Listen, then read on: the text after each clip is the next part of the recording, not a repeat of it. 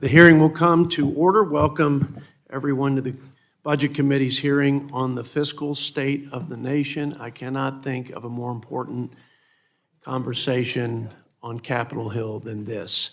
And so we are honored by your presence and appreciate your insights. Today we will hear from a panel of witnesses, and if I might briefly introduce them, we've got Dr. Joshua Rauh, Senior Fellow at Stanford University's Hoover Institution. He leads Hoover's Fiscal Policy Initiative. He previously served on the White House Council of Economic Advisors from 2019 to 2020. Was also a member, or is also a member, of the Congressional Budget Office's panel of economic advisors. So, Mr. Joshua, we appreciate you being here. Dr. Paul Winfree, my friend and current CEO of the Economic Policy Innovation Center, or EPIC. He previously served in the White House as Deputy Assistant to the President for Domestic Policy, Deputy Director of the Domestic Policy Council, and Director of Budget Policy during President Trump's first term. Can any one person really do all three of those jobs, Paul? That's embarrassing, or very impressive. Dr. Winfree served as the Director of Economic Policy Studies at the Heritage Foundation, and Dr. Winfree, we appreciate you being here today. Mr. Don Schneider, Deputy Head of the U.S. Policy at Piper Sandler. He previously served as the Chief Economist at the great, most powerful committee in Congress, Mr. Ranking Member, the House Ways and Means Committee. Would you agree with that, at least? Can we start there? It's a tie with budget. Yeah, well, that's, wow, how did I miss that? Yes, it's a close tie with budget. And he's also an economist, or former economist, for our Budget Committee, and we appreciate your service to the country and to Congress and our fellow members over the years. Mr. Michael Linden, Senior Policy Fellow at the Washington Center for Equitable Growth. Mr. Linden previously served in the Biden administration and on the staff of the Senate Budget Committee. So we appreciate your service to our country, and we know you all miss the Budget Committee just dearly. And we are ready to just get started, and I'll make a few opening comments. I'm going to yield myself such time as I may consume. As I stated before, I can't think of a more important topic, a more important conversation, or more important context to the most consequential legislative opportunity and lawmaking mechanism of budget reconciliation, which is ongoing, than the fiscal state of the nation, than the facts and figures and forecast of the nation's fiscal health. The fiscal state of the nation, by any measure, is in a dire state and condition and is rapidly in decline. I don't think that's up for debate. I think the question is, how much longer do we have to allow this unsustainable fiscal trajectory to persist without some intervention? Both parties, I will say from the outset, as I'm fond of saying actually, over the years as budget chairman, both parties have contributed to this.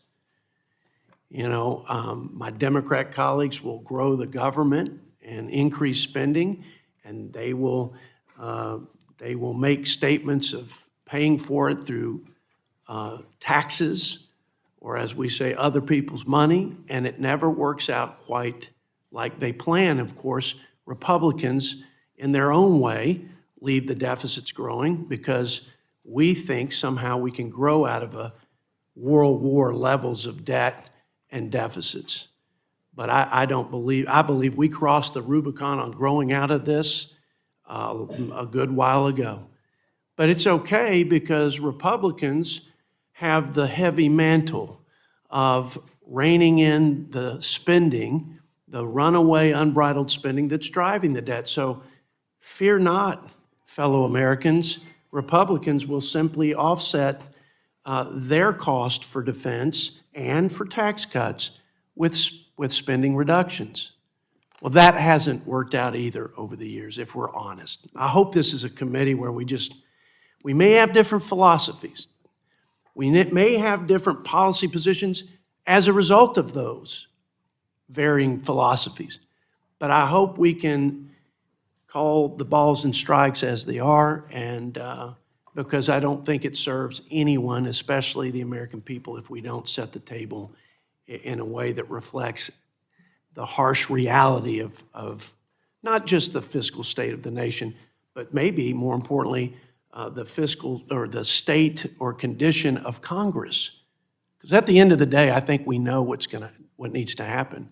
In this moment, Republicans have to rise to this generational opportunity to not just do what we've done and probably could do in our sleep, which is cut taxes, and extend tax cuts, which I think is critical because growth is part of the solution. I think we have to make an investment in the first and most important job of the federal government, which is defense and all things national security.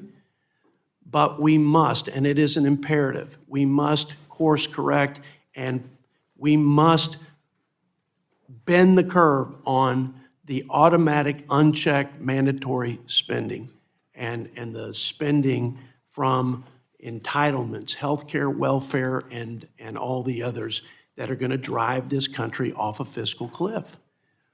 And so in this moment, I don't think we're lacking for clarity on solutions, although I welcome those suggestions.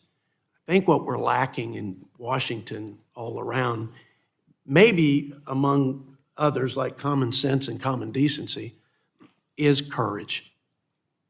Courage to do what is necessary. Courage to do what every generation of American leaders have done when facing such an epic crisis that could, in fact, leave America irreparably damaged. Not just the economy, not just crowding out our ability to fund our national priorities like defense, leaving us weaker and more vulnerable to the risks around the globe, but to actually undermine the reserve currency status, our global leadership, and most importantly, as a father of 3 children, and I believe my Democrat colleagues feel the same way, robbing our children of the American promise and the American dream and the land of opportunities, and America as the dominant global influence. That's what's at stake. That's why we asked you all to come here. That's why we have to have this conversation as we prepare for the 26 budget cycle, but also, and probably most importantly, for Republicans who are meting out this reconciliation bill and trying to collectively meet this moment with something that will put our nation on a track to restore fiscal health and unleash prosperity and have our best and brightest days ahead of us. So thank you for being here. Honored to be a part of this committee. Honored to serve alongside my colleagues on both sides of the aisle. And with that, I will ask my ranking member for his opening remarks before we get to the testimony. Well, thank you, Mr. Chairman. As you know, I always appreciate the spirit in which you conduct yourself and in these hearings, and the intellectual honesty that you have, even if we don't totally agree on a number of the specifics and come from different philosophies. You have, to your credit, said many times about both parties contributing to the national debt. I think I'll take issue as far as what percentage of the blame lies where, but nonetheless, I always appreciate the good bipartisan spirit you operate in. It's one of the reasons why you and I were able to work together on a piece of legislation that became signed into law last year to help the Congressional Budget Office serve Congress and the American people better. Now, as for this hearing, when I was told by my staff that there was going to be a hearing on the fiscal state of the nation, I have to admit, I made a prediction that was wrong. I said, surely the Republicans will cancel that hearing, because the last thing they want to talk about is what it has only taken Donald Trump 3 months to do to the fiscal state of this nation. Just think back to only 3 months ago. We had, by no means a perfect economy, but we had an economy that was growing and had been growing for 4 straight years. We had inflation down to the low 2s, down almost exactly at target level, which would enable, and was projected would enable, the Fed to cut interest rates this year 3 times. All of that progress and things headed in the right direction. Every economist, liberal, conservative, moderate, predicting continued growth as far as the eye could see. 3 months later, what do we have now? Decline, a 0.3% contraction. It is projected next quarter, the quarter we're in now, will even be worse, which means that would hit the textbook definition of a recession. And prices? What did last week's report show? All that progress we made over several years getting back to the 2% target, gone. Prices jumped to about 3.5%, and that's before the full impact of the tariffs have taken effect. Markets down, prices up, growth down, and projected to get even worse. One person did that, the President of the United States. There have been multiple recessions in the last 25 years, 3 previous ones. 2001, which was prompted by the 9/11 terrorist attacks. 2008, the Great Recession, which was prompted by the collapse of the real estate bubble. And 2020, of course, which was prompted by the COVID pandemic. This is the first recession, I believe, in my lifetime, entirely created by the policies of one president. So, what can we, the first article of the Constitution, do about it? We are, after all, a co-equal branch of government. Nothing. We have a few Senate Republicans who are willing to vote against the tariffs. Otherwise, we hear crickets from House Republican leadership. Do we really think our nation's founders would have been comfortable with giving unilateral tariff power to one executive? Of course not. It is time for Congress to finally, on a bipartisan basis, have a few of our Republican friends join with us on the Democratic side of the aisle and say enough with Donald Trump's price increases. The American people literally can't afford it. Our economy can't afford it.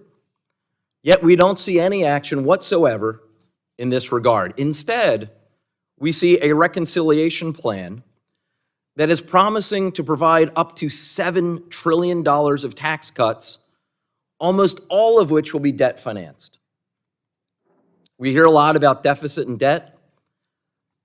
This bill will make things far worse. In fact, one very smart, not Democratic source that I talk to that follows the bond markets believes there is not sufficient demand in the international markets to buy all of the debt that we will soon be flooding onto those markets if the Republican reconciliation plan passes. It is true there are some in the House approach who have advocated the biggest Medicaid cuts in American history, the biggest cuts to nutrition assistance in American history, cuts to student loan programs, and much more.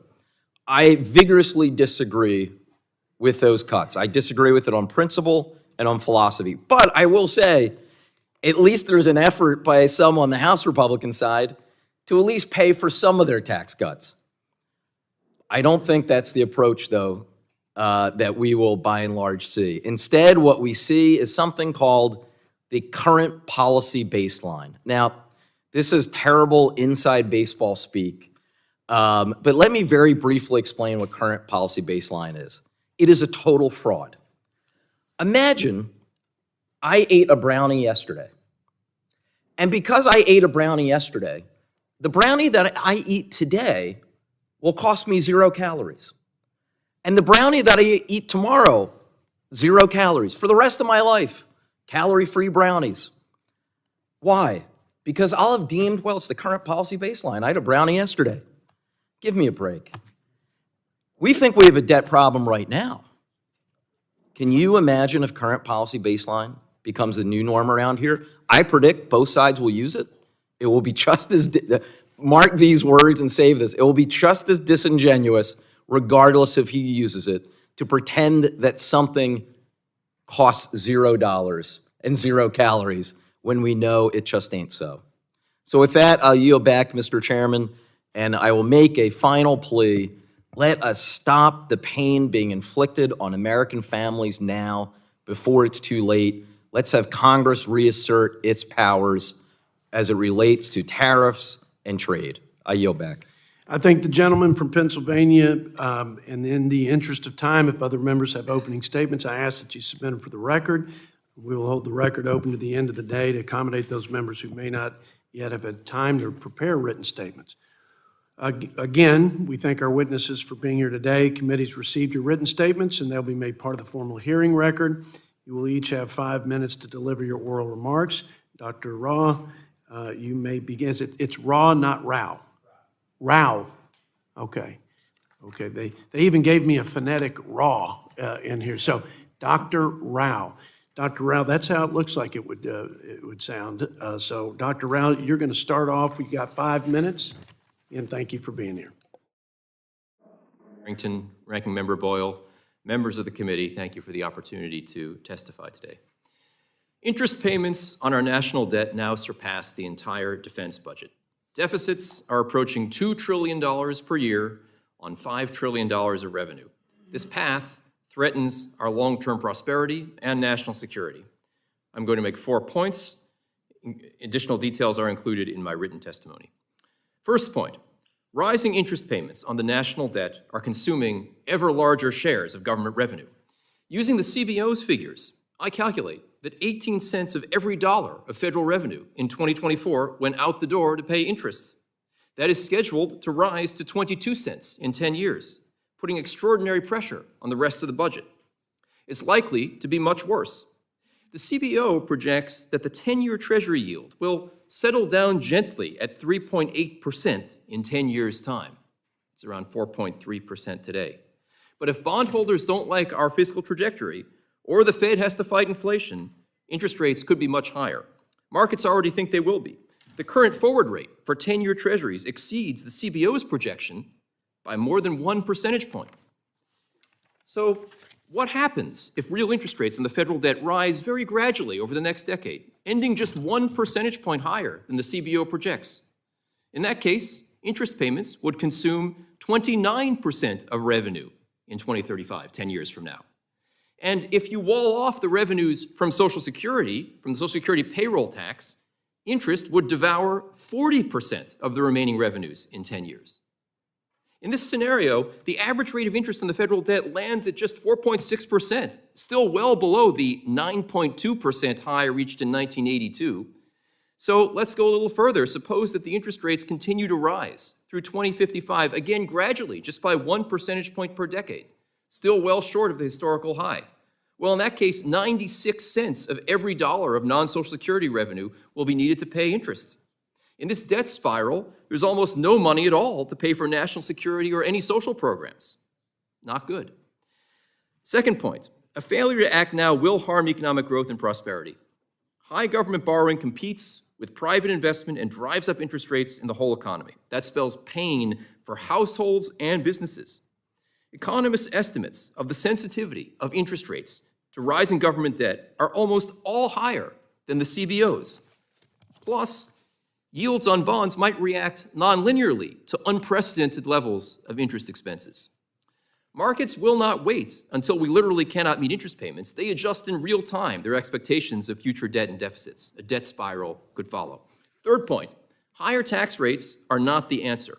Raising marginal tax rates discourages work, savings, and investment. That means lower growth and fewer new businesses and jobs. Rapid growth in the first Trump administration before the pandemic led to more wage growth for the bottom of the income distribution than for those at the top. Conversely, slower growth leaves everyday Americans behind. My research shows that when governments impose high tax burdens, you get lower than expected revenue growth. For example, when California raised tax rates in 2013, taxpayer responses eroded 60% of the potential revenue gains just within the first 2 years.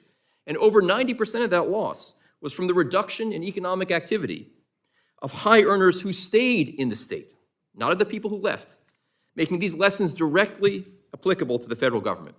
So what about the expiration of the TCJA and other proposed tax cuts? Extending the law's cuts without maintaining base broadening provisions like the SALT cap would significantly increase deficits. But letting the law expire or offsetting its effects through other tax hikes would stifle investment and consumption. To address this, I urge Congress to make permanent the pro-growth provisions, such as the rate reductions and full expensing of capital, while extending or implementing only temporarily, say 2 years, cuts that will add to deficits while doing little to grow the economy. Fourth and finally, failing to include significant spending cuts in this year's reconciliation bill would be a grave error. Our problem is not a lack of revenue. Our problem is that federal spending falls well short of revenue and is expected to grow even faster. Let's revisit the interest scenarios. If you don't cut any spending, and if real interest rates increase over the CBO projections by just 1 percentage point per decade, interest payments would surpass non-Social Security revenues by 2050. This is truly playing with fire. Congress has plenty of opportunities to cut spending that only benefits small groups of special interests. In my testimony, I provide some examples of Byrd Rule eligible cuts, including eliminating the Medicaid provider tax scam, implementing site-neutral payments for outpatient Medicare, improve cost-sharing rules and supplemental Medicare plans, and for civilian workers raising retirement contributions to just 4.4%. Achieving a sustainable federal budget will require far more cuts, but these would be a great start, saving nearly $1 trillion over the next decade. To conclude, there isn't much time left for action. We can't keep running deficits of 6% of GDP without major economic repercussions happening very soon. And I just want to end by saying, if your colleagues are concerned about the political risks of cutting spending, they should also consider the far greater political consequences that they will suffer in a debt crisis if they fail to act. Thank you for your time, and I look forward to your questions. As a good Southern Baptist, it's really hard for me. I want my colleagues to know not to say amen and hallelujah throughout this hearing, but I will try to show restraint. Dr. Winfree, you have 5 minutes. I think Josh's testimony was pretty raw. That's why your staff had his name in there as Rauh. Thanks. It's Rauh. Yes. Chairman Arrington, Ranking Member Boyle, members of the committee, thanks for having me testify today. I want to underscore one core message. America's fiscal position is now so fragile that unless Congress acts decisively, we will collide with a self-inflicted debt spiral well within most of our careers and certainly within our lifetimes. We stand at a point when debt is as high as it typically is during times of war, as the chairman mentioned in his opening statement. Gross debt is already 123% of GDP. To provide some perspective, during the peak of World War II, it was only 118% of GDP. From 2020 to 2023, 76% of all new federal spending was borrowed, and another 14% was printed by the Federal Reserve. This period marks the heaviest reliance on debt and money creation since the Civil War. Treasury's quarterly borrowing has doubled in 4 years. In the first quarter of 2021, Treasury raised $400 billion in marketable debt. In the first quarter of 2025, it expects to have to raise $815 billion. These facts reveal a government living well beyond its means. We are betting that rates will remain low and global demand for treasuries will remain high. My research measures the nation's fiscal space, or the room that we have to borrow before markets lose confidence. In 2017, we had a debt capacity roughly equal to 75% of the economy. By 2024, that cushion had shrunk to about 60%. If current law persists, fiscal space will begin eroding permanently by 2029, and this erosion will accelerate by 2040. At that point, higher rates feed directly into higher deficits, contributing to even higher rates and triggering a debt spiral, which is what Josh was talking about.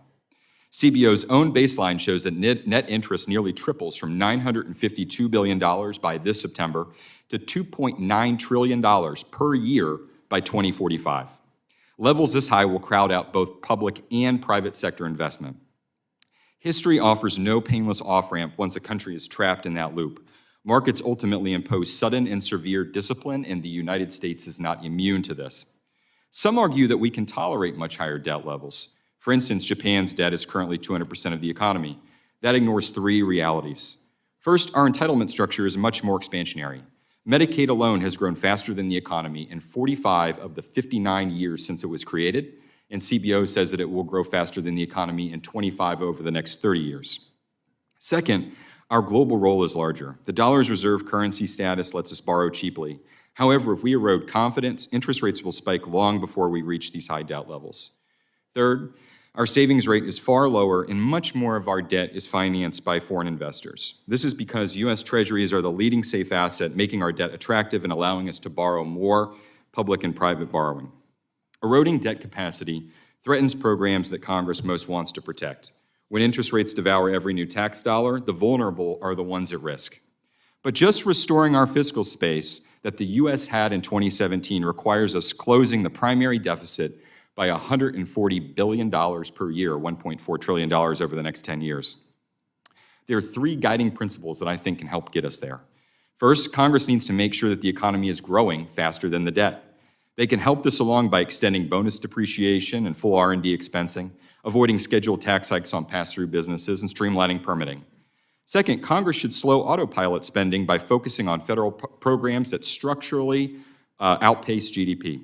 For Medicaid, that means reducing inequitable financing that favors able-bodied childless adults, closing financing loopholes like the provider tax and state-directed payments, and requiring work for healthy working-age adults. Third, Congress should send a credible signal to the debt markets by adopting clear debt and deficit targets to help guide your actions. Acting now allows measured reforms that preserve growth, protect the most vulnerable, and keep America's potential as the issuer of the world's safest assets. We have had more significant challenges, and we have prevailed in the past. During World War II, we borrowed heavily, but we also set the stage for post-war prosperity by reducing spending, selling surplus assets, and fostering private sector investment. We can do that again, but we must acknowledge that unlimited borrowing is not a sound strategy. Thank you, and I look forward to your questions. Thank you, Dr. Winfree. We now yield 5 minutes to Mr. Schneider. Chairman Arrington, Ranking Member Boyle, members of the Budget Committee, thank you for the opportunity to testify on the fiscal state of the nation. It's an honor to be before this committee, albeit in a different capacity, as I once sat on the other side of the dais, then for Chairman Paul Ryan. In my current role, I'm the Deputy Head of U.S. Policy at Piper Sandler, an investment bank. My job is to conduct macroeconomic research and help our clients, institutional investors, to navigate how U.S. policy affects markets. It's important to note that I'm here representing my own personal views, and the comments I expressed today in my written testimony do not reflect the views of my employer. The current fiscal footing of the U.S. is dramatically out of step with our economic circumstances. Last year, the deficit was 6.4% of GDP, and the primary deficit, which excludes interest cost, was 3.3% of GDP. This is unprecedented given the U.S. was neither in recession nor at war. If we look back at history, in similar economic circumstances in which the unemployment rate is low, we would normally be running a deficit of just 0.5% of GDP, or a primary surplus of 1.1% of GDP. This means the primary deficit is now 4.4% of GDP larger than it has been in similar economic circumstances. To put that in context, it is roughly the size of all Social Security spending. Over the next decade, total non-interest spending will be 2% of GDP over its long-run historical average. This will keep deficits structurally high. At the same time, interest costs are at their highest level in the post-World War II era at 3.2% of GDP and will rise to 4% of GDP by the end of the decade. As for revenues, even assuming the 2017 reforms are fully extended, revenues will match their historical average of roughly 17.2% of GDP over the next decade. In short, revenues are normal while spending levels are unusually high. Therefore, in order to address the unsustainable fiscal outlook, this committee's attention should be focused predominantly on mandatory spending.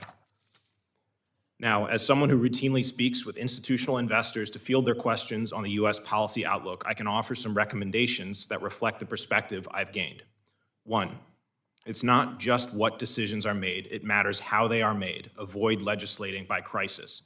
When Fitch downgraded the U.S. credit rating in August 2023, they cited 2 key factors: expected fiscal deterioration and an erosion of governance.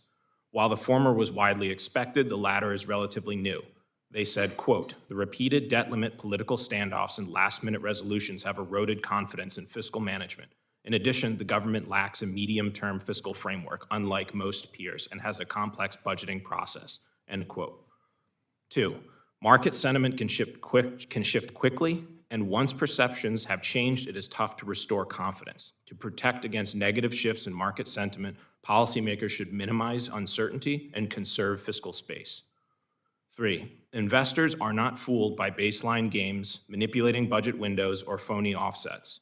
When discerning the deficit impact of a bill, investors will boil changes down into their all-in impact on Treasury issuance this year, the next year, and in the future. An offset that scores well but does not actually change Treasury issuance will not fool investors. Second, investors do not fixate on 10-year totals, so early sunsets are taken with a grain of salt. Third, adjusting baselines to achieve a different score will not change investor perceptions about whatever the policy change may be. In this fiscal context, when it comes to the TCJA, investors would be concerned if a current policy baseline is used to argue a policy change has no cost and therefore no fiscal restraint whatsoever is needed. In other words, it cannot be an excuse to not cut spending or not seek other deficit reduction. 4, demonstrate credibility on fiscal restraint. There is no better time than the present to cut spending or pursue deficit reduction. The spending cuts being contemplated in the House reconciliation bill are $1.5 trillion over a decade and amount to only 0.4% of GDP. The deficit is 6.4% of GDP. If Republicans cannot accomplish cuts on this scale now, what does it say about the ability of Congress to ever control spending and make difficult choices? It is easy to keep kicking the can down the road, but now is the time to demonstrate credibility to markets. Having said all that, given the scale of our fiscal challenges, no single party will be able to solve our budget problems alone. In order for solutions to be truly durable, it is important to ultimately pursue bipartisan reforms to entitlement programs and ensure their solvency for future generations. Lastly, focus on growth but balance fiscal objectives. Good tax policy is necessary to foster economic growth, and robust economic growth is necessary if we're going to solve our fiscal challenges. However, good tax policy does not mean lower taxes by any means necessary. Resources are scarce, and policymakers should maintain a tax reform mindset when deciding which policies to prioritize. This means pursuing growth, neutrality, and simplicity while balancing fiscal objectives. Use this opportunity and framework to improve on the TCJA. Thank you, Mr. Schneider. We will now yield 5 minutes to Mr. Linden for his opening comments. Chairman, ranking member, members of the committee, thank you so much for my opportunity to be here today. Today I'm going to make 3 points. First, the main culprit responsible for our weakened fiscal position is actually the series of repeated large tax cuts that primarily benefited wealthy individuals and corporations. Put simply, over the last 25 years, Congress has spent many trillions of dollars on unpaid-for tax breaks, and that is actually the main reason why our debt is on an upward trajectory rather than falling. Second, if you're interested in efficiency and cost savings, this Congress is looking in the wrong place. The federal tax code is rife with loopholes, special subsidies, and giveaways that primarily benefit the wealthy and giant corporations with little or no discernible benefit to the public or to the economy. And finally, third, cutting Medicaid, cutting food assistance, raising costs of everyday goods, all to partially offset yet another round of massive tax cuts for the wealthy is both economically and fiscally reckless, as well as being morally indefensible. To begin with, the primary, if not sole reason why current projections have the debt rising in perpetuity instead of falling is because of tax cuts. If not for the series of tax reductions enacted in 2001 and 2003, renewed in 2010 and 2012, and then added to in 2017, the debt as a percent of GDP today would be falling, not rising. We always knew that costs were in fact going to rise for Social Security and healthcare as my parents' generation entered retirement. And yet, even with those expected costs, the fiscal situation was projected to be stable and improving before all of those tax cuts were enacted.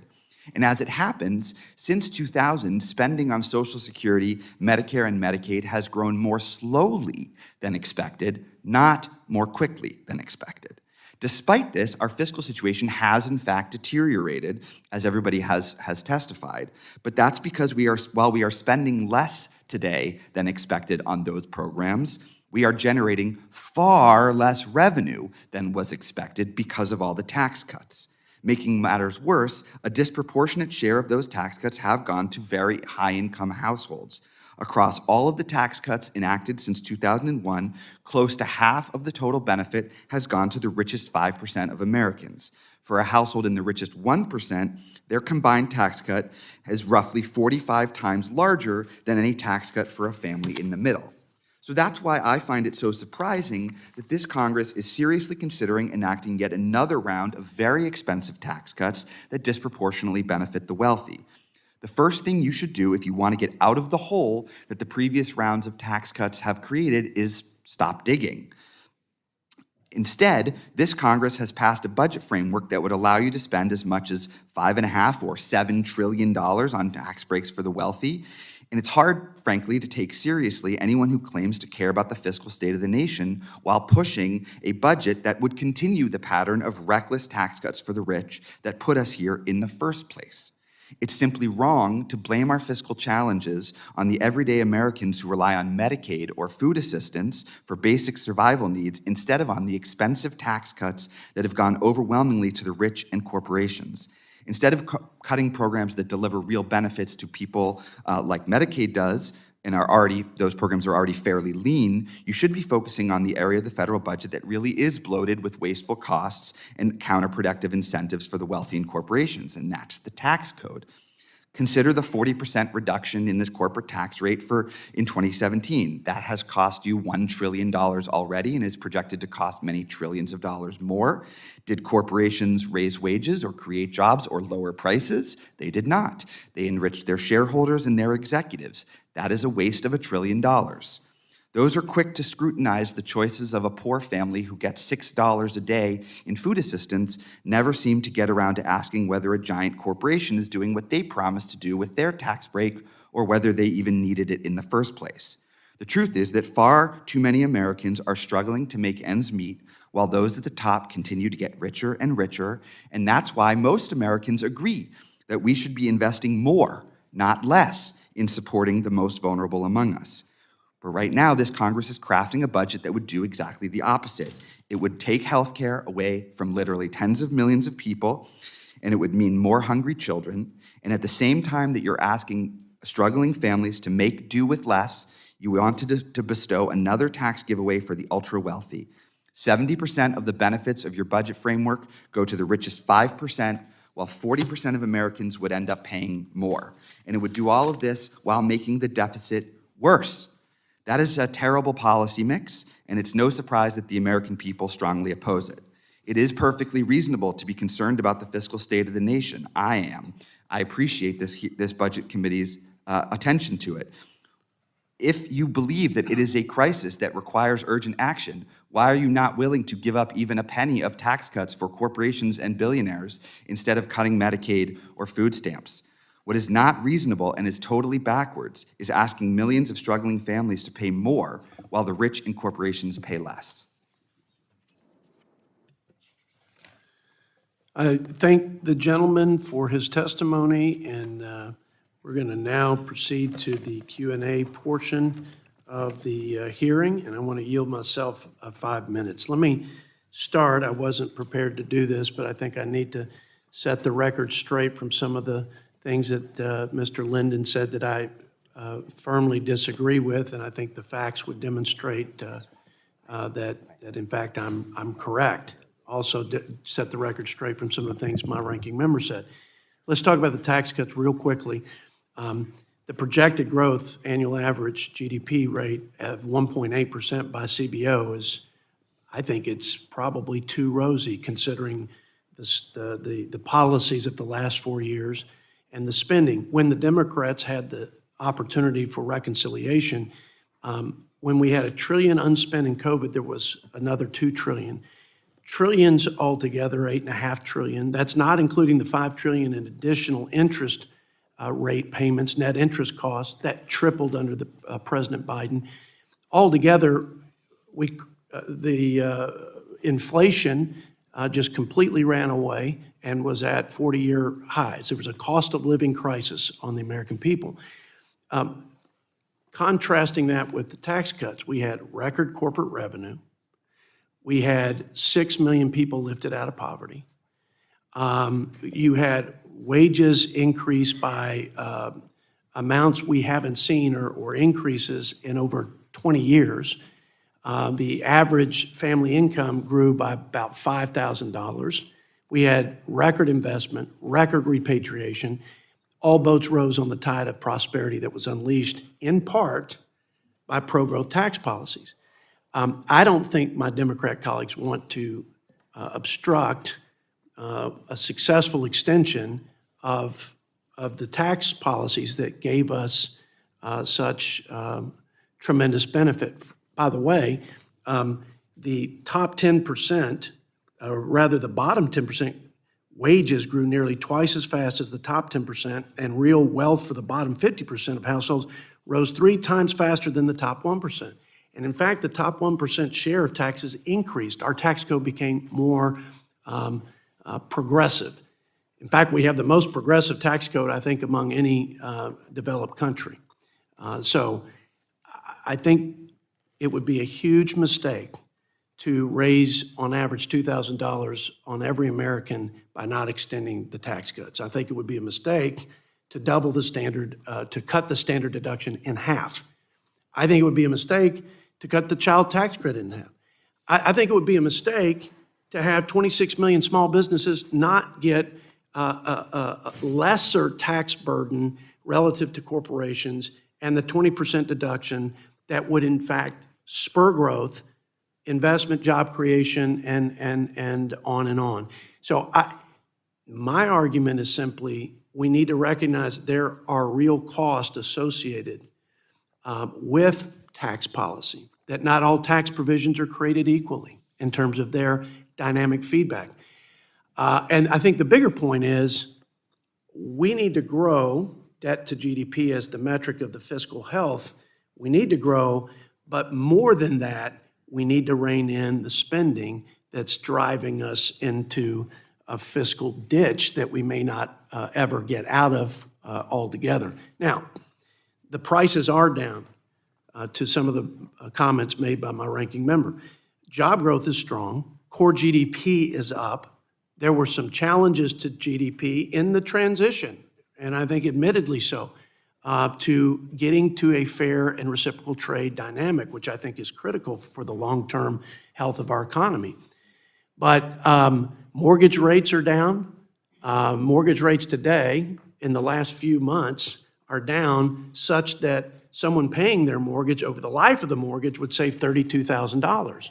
So we have a stronger economy in just a few months, namely because we've sent the signal that we're going to stop the crazy runaway spending and that pro-growth policies, starting with about $200 billion worth to date in just a few months, 100 days, of lower regulatory burden on our small businesses, the job creation engine of this country. So in my last seconds, I'm going to get to the topic at hand, but I just feel like we have to keep everything down the middle here in terms of the reality of what we're experiencing. That doesn't change the fact that we're on an unsustainable trajectory. Mr. Winfree, you talk about the fiscal space, and you talk about how much time as we erode, I think the words are, and I have them somewhere, but we're seeing the erosion of that space before we have a cliff effect, some sovereign debt crisis. I think it was Paul Ryan that said it's either termites on the front porch, that's the sort of steady decline over years, sustained dependence, et cetera, or the bear at the front door, which is the Greece-like sovereign debt crisis. If you would, and I'm sorry I've gone over time, would you describe how much space you think very quickly we have? And I hope at some point, we'll move on from there, somebody will describe what happens if we don't get our house in order and if we don't intervene in this historic moment. And when I say we, I mean Republicans at this point. Mm-hmm.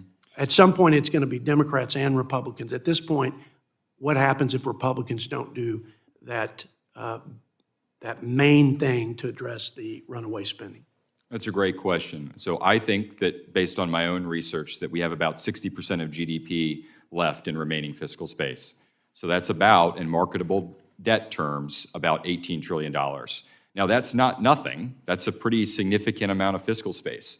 The issue becomes is that if Congress continues to allow spending to be out of control and we were to have some crisis event like another natural disaster like the pandemic or a war or a major recession, we're going to eat up that fiscal space very quickly.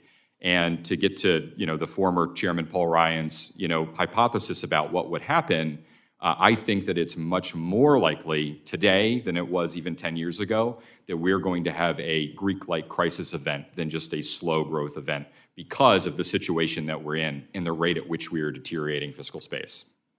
I yield 5 minutes to the ranking member. Before I begin my remarks, I would like to submit two things for the record. The first is I have breaking news for us out this morning, a letter from the Congressional Budget Office dated today, May 7th. The new CBO analysis shows that several policies Republicans are considering for slashing Medicaid would lose to millions of people losing health insurance coverage. Without objection. Just a brief description. The CBO analysis concludes that per capita caps for Medicaid expansion would result in 1.5 million more uninsured people by 2034. It also shows, the CBO confirms, blocking provider taxes could lead to 3.9 million Americans to also lose coverage. Without objection, so ordered. Thank you, Mr. Chair. And then the second one is a letter Congressional CBO sent to me and to Ranking Member Frank Pallone. We have proclaimed loudly here that in the House Republican reconciliation instructions is an $880 billion target for cuts. The CBO confirms that by definition that would have to include, the bulk of that would have to come from Medicaid, assuming you're not touching Medicare. So I submit that as well. Without objection, so ordered. Thank you. Now, let me just be clear to continue the debate that that the chair mentioned in his remark. It's not my figures that showed the economy contracted last quarter. It's the Department of Labor figures, which last time I checked ultimately report to the President of the United States, Donald Trump. It is government figures that show, contrary to what anyone was projecting 3 months ago, this economy contracted by 0.3% in the first quarter. It is also the government's own figures showing that prices jumped dramatically from the low 2% range to 3.5%. Those aren't my figures. Again, those are, let's call the balls and strikes as they are, not as we wish them to be. Furthermore, the Yale Budget Lab, which does tremendous work, they have released a projection showing the average American family will lose $4,900 from President Trump's price increases. That is one hell of a tax increase on the average American family. Mr. Linden, can you talk, I know you're not with the Yale Budget Lab, but can you talk about who is actually paying the brunt of these dramatic price increases and what that will continue to do to our economy? Yeah, absolutely. And I'll just emphasize, you don't need to look at government statistics necessarily to know that things are not going well in the economy. Consumer confidence is way down. I think at also CEO level, surveys show a record low confidence, the likes of which we haven't ever seen before, and the survey goes back decades. CEOs and also small businesses have reported that they are seeing, they are concerned about the direction of the economy. That is all flashing red signs, and we really should be very concerned about that. And you're absolutely right, Congressman. Ultimately, these across-the-board tariffs are taxes on imported goods that Americans pay.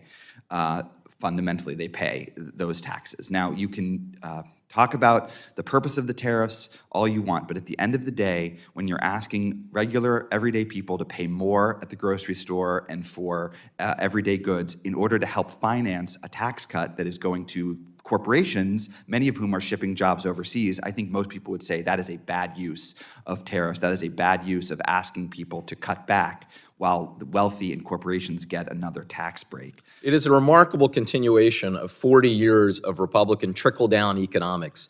Big tax cuts that mostly go to the top 1%, And part of the revenue, lost revenue, is made up for tariffs that are mostly paid by average households. That's exactly right. That's exactly right. And I do want to emphasize, there is literally we've tried tax cuts for rich people. We've done it over and over again for many years. There is no evidence whatsoever that it ever trickles down to anybody else. In fact, we have evidence from the 2017 tax law that passed, that corporations that received a tax cut did not raise wages for their workers, for the bottom 90% of their workers. They did raise wages for their executives. That's true. So there was a wage increase for corporate executives. There were more share buybacks. There was no price reductions. There were no more jobs created. They did raise wages for their executives. So if you want to call that an economic success, I suppose you can. Let me, in the time I have remaining, let me actually pivot to an area where we actually might have some agreement here, especially considering Mr. Schneider's remarks and yours, Mr. Linden, and perhaps from some others. Current policy baseline. You heard my remarks about it in my opening statement. Can you please address that? Sure. And I attempted to explain it with the brownie analogy, but if you would like to elaborate on that and just what it is, which is a total and complete fraud. Absolutely, and this is an area where I want to associate myself with my colleagues' comments and with the chairman's comments, and actually give some praise. Obviously, I had a lot of criticism for this budget resolution, but this body, the House, passed a budget resolution that accepted the simple fact that extending and creating new tax cuts over the next 10 years will indeed cost trillions of dollars of money, and that will increase the deficit. You did not use a current policy baseline gimmick. You did not take that easy path to pretend that those costs aren't there. I want to praise you all for voting for a budget resolution that was clear and honest. $4.5 trillion of tax cuts do cost money, and I think I want to associate myself with Mr. Schneider, that the markets will understand that. Common sense Americans will understand that it costs money, and now you can decide you want to pay for that. You could scale some of those back, but they definitely cost money, and they will increase the deficit. Thank you. I yield back. I now recognize the gentleman from South Carolina, Mr. Ralph Norman, for 5 minutes. Thank you, Mr. Chairman. I want to thank you all for appearing. And Dr. Winfree, thank you for your hard work on what you've done with putting verifiable numbers up. It's just an overall disagreement with my friends on the left. They think tax money's theirs. When you look at what the DOJ Commission has found and waste and fraud and abuse, which would have never happened the last 4 years, or particularly under the Obama administration, this president has found. Last week, the Treasury went live with an automatic payment verification. They found $334 million in improper payments that had missing codes and no type verification at all. The Center for Medicare and Medicaid Services found that $2.2 million in genetic testing to patients who confirmed they never received the test. The list goes on and on. Dr. Winfree, you mentioned that between the 2020 and 2023, 76% of new federal spending was issuance of bonds. The other 14% was basically printing money. Walk me through when if we don't follow through on the minimal amount that the House voted on with Republican support only, sent to the Senate, with the 1.5 trillion minimum cut, 2 trillion aspirational goal. Walk me through what happens when we hit the wall with debt if we fail to deliver on anything that we promise American people. Thank you very much. Good question. First of all, let me just commend this committee on having actual discussions about trade-offs. I mean, this gets back to the current policy versus current law baseline discussion, but there's been a lot of hard work done by this committee over the past year that has really set you all apart from, and I say this with great pain as a former senior staffer on the Senate Budget Committee from the Senate, where, they're just behind, they're behind the 8 ball. I think that it's hard to predict what will actually happen. But looking at other examples from other countries that have hit similar walls, one thing that we know will happen with a flood of debt is that if demand for debt goes up, but the supply of debt goes up, but the demand for debt doesn't follow it, then ultimately the price of debt will have to go up, because Treasury will have to offer higher prices or higher interest rates to get people to borrow our debt. What that will do is it will inspire investors to invest in Treasuries because they're getting a high price or a high interest rate for that, which will crowd out private sector borrowing. And so what we will see is investment in the public sector activities, all of the things that, even the things that folks can agree that the federal government should be doing, that will become much harder, while at the same time, the price of mortgages, the price of credit cards, the price of a car payment, all of these things will become much more expensive because all of the investors' cash will be flowing into the federal government to pay our debt service. And that's unsustainable because it triggers this cycling effect where the interest rates just keep getting higher and higher and higher because the debt service costs keep growing. And what effect on the interest rate that we're paying on the debt, which is now more than our military budget of $890 billion, approaching that, when that goes up, what signal is that going to send to the bond markets and to those who are trying to buy our debt, and to the manufacturing that we're trying to get back in this country? What message will that send? I think that the average interest rate that the federal government pays right now on debt is around 3.5%, something like that. If the interest rate goes up by 1 percentage point, it will increase costs that the federal government has to bear by about $3.3 trillion over a 10-year period, so more than $300 billion a year. And so, if we're talking about a world in which those interest costs are 5, 6, 7%, the debt service costs will explode. And again, that makes it harder for everybody to borrow, even folks who are, trying to open up a small business in the private sector. It's going to be a dead stop, a dead stop for the economy. And if we don't do it now with reconciliation, I don't know when we are. I hope we will take the challenges, particularly with Medicaid. It's not cuts, it's rearranging an inequity that should have been done years ago. If you're illegal, you should not get a check from the federal government. If you don't work, if you're healthy, you should not get a check to the federal government. And that's where we're facing now. And we've got a barrage of negative criticism from the media. We've got to stand tall and have the courage to do it. Thank all of you for coming. I thank the gentleman from South Carolina and now recognize my friend from Texas, Mr. Lloyd Doggett. Well, thank you, Mr. Chairman. Our soaring national debt represents the #1 threat to our nation, according to Speaker Johnson, and it is a time bomb, according to the Senate Republican leader. You've just told us this morning, Mr. Chairman, that we're in a dire state, rapidly in decline. And so what is the Republican answer to this situation? Well, there appears to be some division about how to respond to it. And the division is over the highly misnamed Big Beautiful Bill. And the question is not whether to contain the debt, but by how many trillions of dollars to make it worse. The Republicans are determined to increase the size of our national debt by trillions of dollars. They're not saying how we reduce it, they're saying how we expand it. And the budget that came out of this committee is designed to do just that. Also, Elon Musk and Trump's other billionaire buddies can get more tax breaks.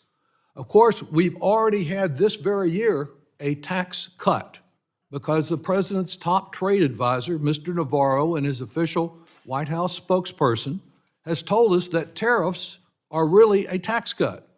And while this is total nonsense, I've yet to hear one Republican dispute it. Unfortunately, they're in a cult that the role of Republican Congress members is mainly to parrot whatever nonsense comes out of the White House. And I'm sure that the tax breaks coming from this big, beautiful bill will do just as little to help most working families as the alleged Trump tariff tax cut has done for them. Unfortunately, Republicans seem to have been denying themselves any free will. They're locked in bondage to an autocrat who has boasted that he is the king of debt, and indeed he is. And as Trump's tariffs wreck our economy and imperil so many small businesses, a number of which, if he maintains his current policy, will fail this year, in my area and across the country, the cost of this debt financing will soar.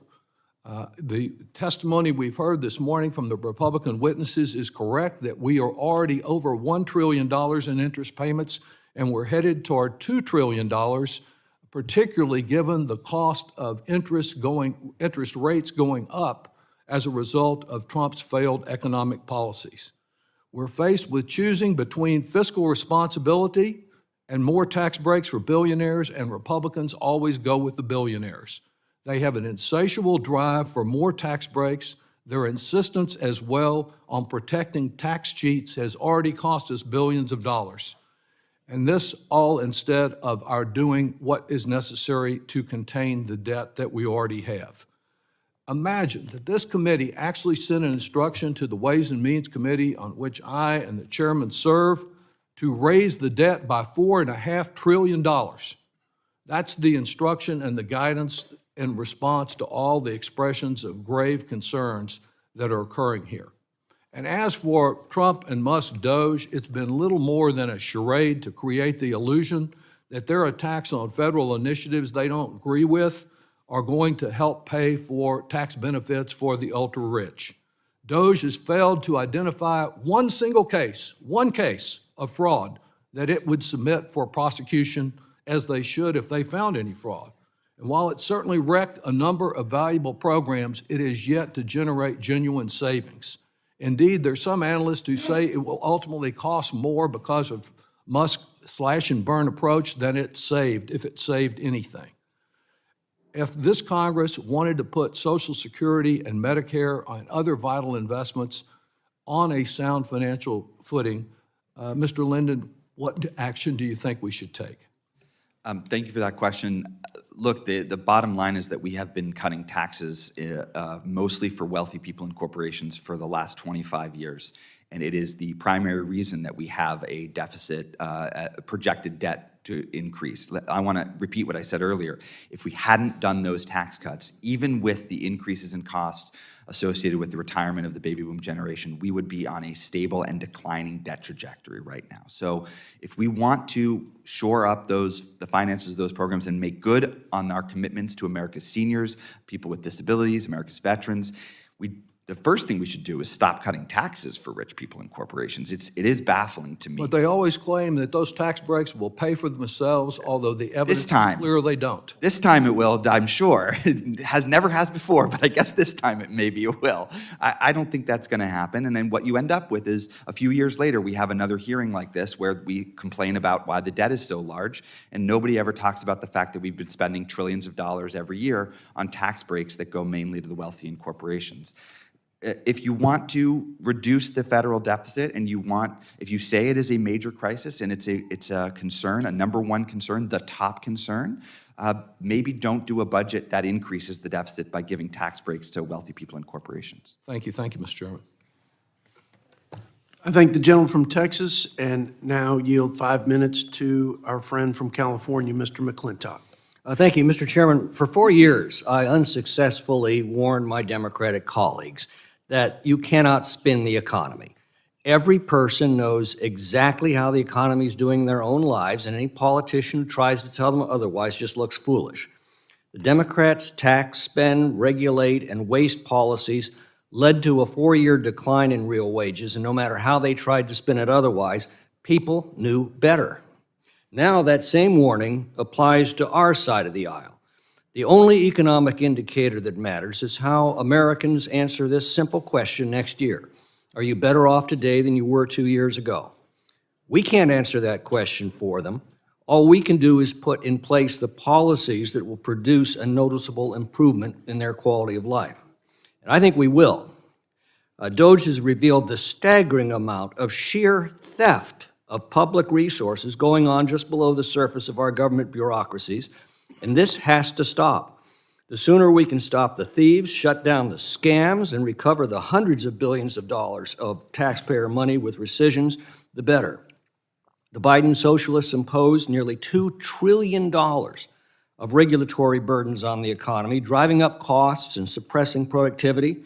Those have to be rolled back, and they are.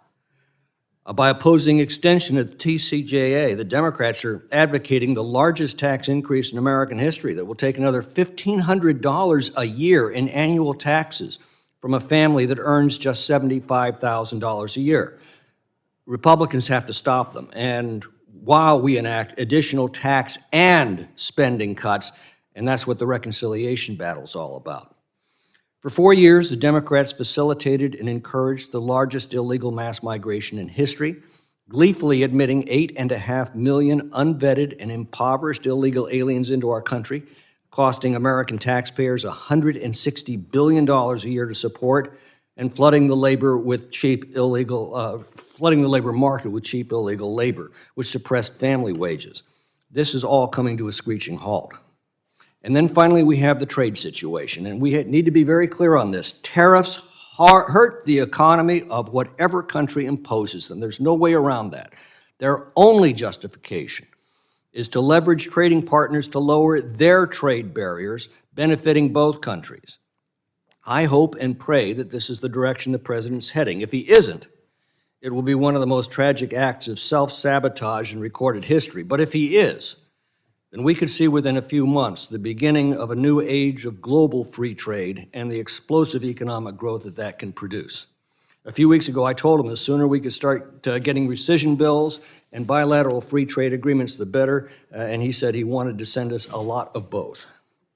Spending restraint and frugality, $2 trillion of regulatory liberation, tax relief to give families breathing room again, an end to illegal immigration and its enormous cost to taxpayers and working families, and a new era of global free trade. These are the policies that we have to have in place by summertime. If we're successful, then within a year, I think we could see the greatest economic expansion in recorded history. Republicans won't need to spend the economy. Every family will be feeling it, and that's what I think the Democrats fear most. Now, Dr. Winfree, the Democrat witness told us that the source of all of our fiscal distress were the Trump tax cuts. But three figures seem to put the lie to that claim: 46, 64, and 94. In the last 10 years, we've seen a 46% increase of inflation and population combined. We've seen a 64% increase in revenues after the Trump tax cuts. So the revenues far exceeded inflation and population growth combined. Isn't the problem the third figure, 94%? That was in the increase in spending in the same period. And the Democrats are telling us, just do more of that. What are your thoughts? We've had different tax systems since the end of the Second World War, right? So 40 years ago, the top 20% of income earners paid 55% of all federal taxes. In 2020, it was about the top 20% paid about 84% of all taxes. So the tax code has become more progressive over time. At the same time, the top rate has decreased significantly since the end of the World War, where it was in the 70s, in the 1950s. It's much lower today across the board. And despite those different tax systems, we've raised about the same amount of revenue, about 16 to 20% of GDP, depending on how much the economy is growing. And that's because it's impossible to design a revenue collection system that grows revenue on an annual basis faster than the economy can grow.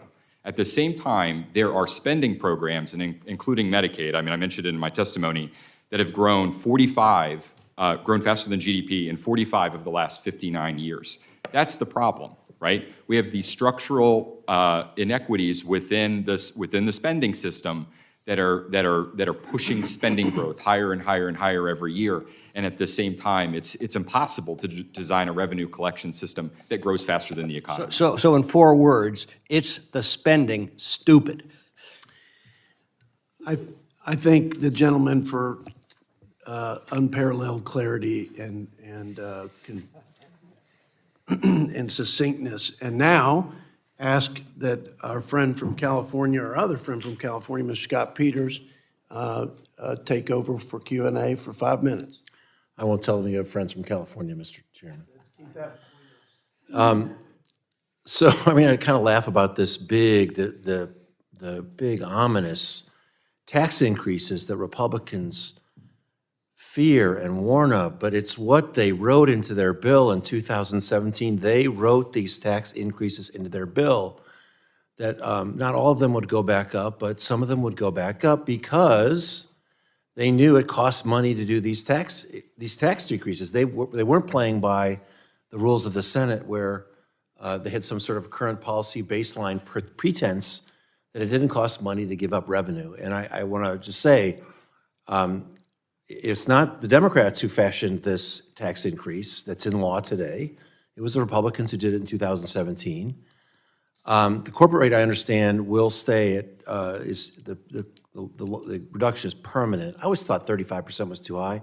All Dave Camp ever asked for in the Ways and Means Committee was 25%. It went to 21%. I think that's about $400 billion a year, extra revenue that we lost. But the individual rate would go, now, under the Republicans' plan, would go from 37 up to 39.5%. I'd ask the gentleman, Dr. Rauh, I'm sorry. In your testimony, you say letting the law expire, offsetting its effects through other tax hikes would stifle investment and consumption. Do you believe that if the marginal tax rate went from 37 to 39%, the top rate, that would stifle investment and consumption? Yes, I do.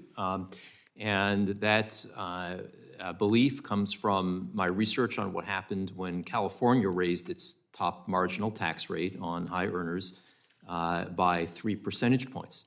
And it's not, as I mentioned in my remarks, it's not so much the people who are leaving California that are driving these economic effects, but the people who are staying and the evolution of their taxable income. But do you have modeling on that particular number, Yes, I have modeling 37 on to that. 39%? That's going to stifle investment? I have modeling on the research that I mentioned. And What was the top rate in the 1950s when Mr. Winfree said there's so much growth? It was 90%, wasn't it? with a very narrow tax base that had so many deductions that the average tax rate was similar. You know, I just want to respond to something seems to you me, no, said, I'll just, I only get 5 minutes, so I would just say, it seems to me a little bit ridiculous that we should object to what Republicans wrote would happen, a 2.5% slide. And I think also the pain that people will feel, the millionaires will feel from paying 39.5% rather than 37. You also have to consider the fact that Republicans aren't going to make these cuts, folks. They're not going to do it. You know, we're talking about we're not talking about making $2 trillion of cuts to the annual deficit here. And the Senate, I think, literally talks about less than $10 billion of cuts. They are not going to make the cuts that you gentlemen say we need to do. And the other thing I think we should keep in mind is if they made those cuts, they wouldn't be applying them to reducing the annual deficit. Every year, we're now borrowing $2 trillion just to pay our expenses. No household or small business would do that, but that's what we're doing. And that's why the debt goes from 36 to 38 to 40 to 42. And no one in this room is doing anything about that annual borrowing. It is not the spending, it is the borrowing, stupid. It's the borrowing. And the comment that Mr. Schneider made about normal spending, we had testimony in here before that, yes, 17% is the historical, what you said about that was the historical amount of we take in. But because of demographics, what we have to pay for is a lot more expensive. And at the end of the day, we are either, and this is just common sense, which is what Republicans like to talk about, we're either going to have to raise taxes, and probably on rich people, or that cost is going to fall to our children and our grandchildren. It's going to be the middle class. And the pain, I think, of paying a little bit extra taxes by people who can afford it has to be offset by what we're going to see in terms of inflation, how much more difficult it is going to be when all that debt is competing for private investment to start a business or to buy a house. Those rates are going to stay low. And what that's going to do to job creation here. So I think we need to get real here. I do want to say I congratulate the chairman. I think he honestly is committed to this. He does not want to play games with current policy baseline. He wants real cuts. But even he will not be able to lead these Republicans to make the cuts you say we need. And that gap we need to close. And I yield back. I had hoped that my friend from California had more faith in me. But we're sure going to push our conference like our country's future depended on it. I thank the gentleman for his comments and now recognize my colleague from the great state of Texas, Mr. Chip Roy, for 5 minutes. I thank the chairman. I appreciate his leadership on this issue. I thank him for holding this hearing, and I thank for the witnesses for appearing. Mr. Linden, Would you agree that we should, for example, you mentioned subsidizing folks through the tax policy earlier in your testimony. Do you think we should end the subsidies that are in the Inflation Reduction Act that go to 90% of which go to billion-dollar corporations? I think we should end subsidies that don't pay off for the American people. Right. So do you think we should end those subsidies? Those subsidies create thousands of jobs. Well, that's your argument. So your point is you're fine subsidizing billion-dollar corporations that take away the ability for the American people to be able to compete and have affordable energy, and that subsidize the Chinese to put solar panels on the hill country and put battery plants in the hill country, which are destroying our water supply. And you're fine doing that. But then you want to come here and lecture us on how we're subsidizing the rich. But we're subsidizing billion-dollar corporations with leftist policies under the Inflation Reduction Act. Mr. Winfree, let me ask you a question. The chart behind me here shows what we're arguing about in the reconciliation bills. Here's where we are in our total debt. Here's where we're going to be in total debt from 2024 to 2034 over the 10 years. This bottom line here, you've got the baseline, current law, and then you've got where we are the House budget, which is roughly the same because we are striving for deficit neutrality in the House budget. Here's what we deal with here if you deal with the fact that we get savings or if the interest goes up. My point is just this. Even with the House budget, which my Democrat colleagues decry, are we or are we not still sitting at $56 trillion of debt in a decade? We are. Is that any way for this country to be able to survive if we're going to be barreling towards $56 trillion of debt? No. Are we arguing essentially over crumbs on both sides of the aisle right now? Yes. Right now, how much is our interest per year? $1 trillion? About $1 trillion. Is it going to go up massively if we're refinancing our debt at 5% historic rates instead of the current CBO projection of 3.5%? It could triple. So right now, the Congress of the United States, both sides of the aisle, is gagging over gnats on the other side of the aisle, sitting here and lecturing us on tax policy, telling us what's going to happen if we change the top marginal rate. If we let the top marginal rate snap back into place from 37 to 39.6, under CBO's projections, what is that? About $375 billion over 10 years, $350 billion over 10 years? Sure. So $35 billion a year. Maybe we should do it. Maybe we shouldn't. Whatever. It's crumbs compared to the trajectory of the country. Is that true? Right. And what is driving the trajectory of the debt in this country? Is it the fact that a decade ago we had about $3.5 trillion of spending? 3.6 trillion in spending, and today the spending is what, about 7 trillion? Spending has grown tremendously. Has it roughly doubled in the last decade? Yes. And what is one of the primary drivers of that inflation? Yes. Inflation's a big part of it, has been. But a huge chunk of it are the policies that we're choosing, correct? That's right, and the policies also drove the inflation. Correct. And is Medicaid a key part of that issue? Yes, Medicaid's a major part of the issue. Has Medicaid gone from $400 billion in 2019 to over $600 billion in 2025? Yes, Is it projected to be over $1 trillion by the 2030s? it is. Is that something that is funded by any tax, or is that straight up out of our entire general revenue? It's out of Treasury general revenue. Unlike Medicare or Social Security, correct? That's right. Are we not, through Medicaid, currently subsidizing the able-bodied massively more than we are the vulnerable for whom Medicaid was actually designed to serve? We are. Are we doing that at a 90% federal level instead of a 50 to 70% level that we currently do for the vulnerable? That is, the able-bodied get 90%, 90 cents on the dollar. The vulnerable population, the poor, the people who hurt, the people for whom Medicaid was created, they get 50 to 70 cents on the dollar. Is that correct? That's right. For every dollar that states spend, they get $9 for the able-bodied, and for every dollar they spend on the vulnerable, they get $1.33. Is there also not a provider tax that is applied that is then essentially money laundered through where federal dollars go to then pay those people back that are taxed in states like California, and then those states openly brag about money laundering that federal money to give money to people and put it in their general budget and to give money to, say, illegal aliens? The provider tax is a major scam, as former President Joe Biden called it. Correct. Can we fix this country if we do not fix the 30% of the current total economy that is directed towards our healthcare system? We cannot. Can we possibly balance the budget if we do not address the fact that Medicaid is bankrupting us through our spending that we've increased over the last decade and that it's exploding, due precisely to Obamacare expansion, where the able-bodied are getting subsidized at 90 cents on the dollar compared to the vulnerable population? Is it possible to balance the budget and get our fiscal health back if we don't responsibly address that? It all comes back to the healthcare entitlements, and the one that we've seen grow the most over the last 4 years $1.2 trillion over a 10-year period is Medicaid. Thank you, sir. I yield back. I thank the gentleman from Texas and recognize our colleague and friend Jimmy Panetta from California for 5 minutes. Thank you, Mr. Chairman. I appreciate that. And Mr. Roy, I appreciate what you had to say about the debt and deficit. However, I'm sure when it comes to Medicaid, I think there are plenty of Republicans who will have a lot to say in your discussions coming up here.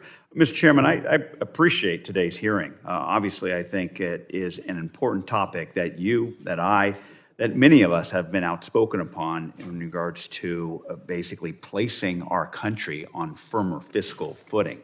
That is why I'm concerned with the majority's reconciliation bill, that there are estimates that are out there, legitimate estimates, that it would add up to $6.9 trillion to the debt. And as many of you have noted in your testimony, our fiscal situation is already unstable.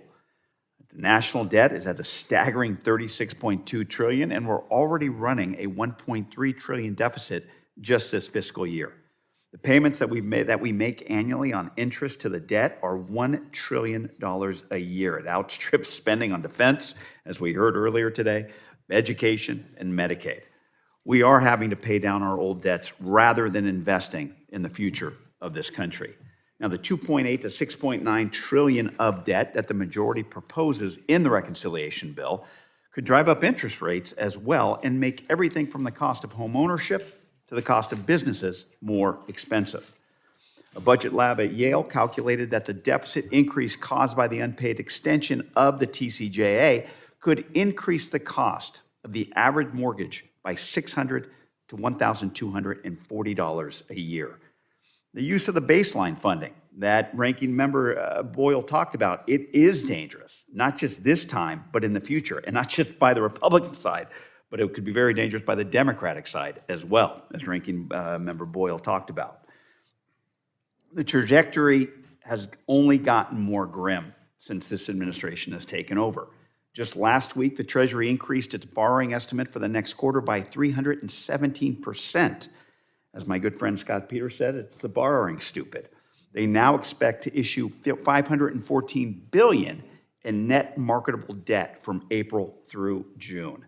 And while it's true that the debt can be more manageable with strong growth, this administration is inflicting the very policies that will kneecap growth. Our communities are reeling from the self-inflicted economic disaster that is the tariff policy from this administration. The stock market has fallen since inauguration, and the latest reports now show that GDP is going to shrink by 0.2%. Instead of saving money, DOJ's chainsaw approach has crippled the agencies that support education, medical research, and small businesses. The chaos and uncertainty could cost our taxpayers $135 billion. This is not the time for a reconciliation bill that would add as much to deficits as all the borrowing for COVID.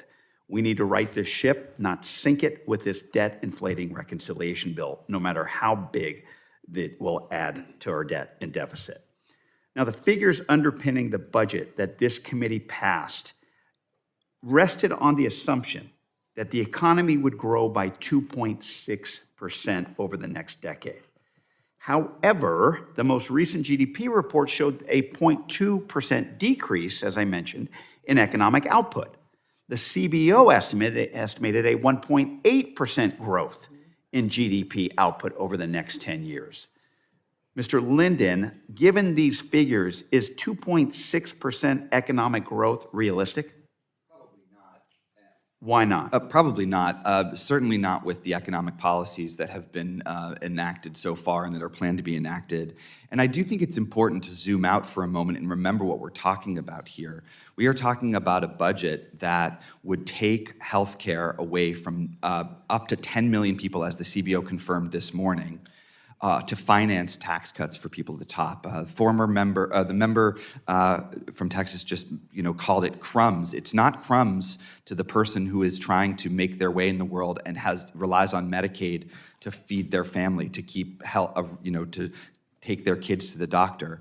And we also talked about going from 37% to 39%. It was only $300 or $400 billion over 10 years. Well, that's more than your budget, that this budget is proposing to cut from food stamps. So maybe instead of taking food out of the mouths of hungry children, you could ask millionaires to pay 2% more on their income above $700,000. That's not crumbs to those families who are relying on food stamps and Medicaid to make ends meet. Understood. Thank you, Mr. Linden. Gentlemen, thank you as well for being here today. Mr. Chairman, thank you very much. I yield back. I thank the gentleman from California and now yield to my friend, Vice Chairman of the committee from Pennsylvania, Mr. Lloyd Smucker. Thank you, Mr. Chairman. I'd like to thank each of the witnesses for being here. We have a lot of conversation back and forth between the parties on this topic. And I'm always encouraged to hear that each side recognizes that we really do have a problem, or at least they say so as well. That we know that the debt today, or the interest is $1 trillion, is going to go to $2 trillion. I heard Mr. Doggett mention that fact.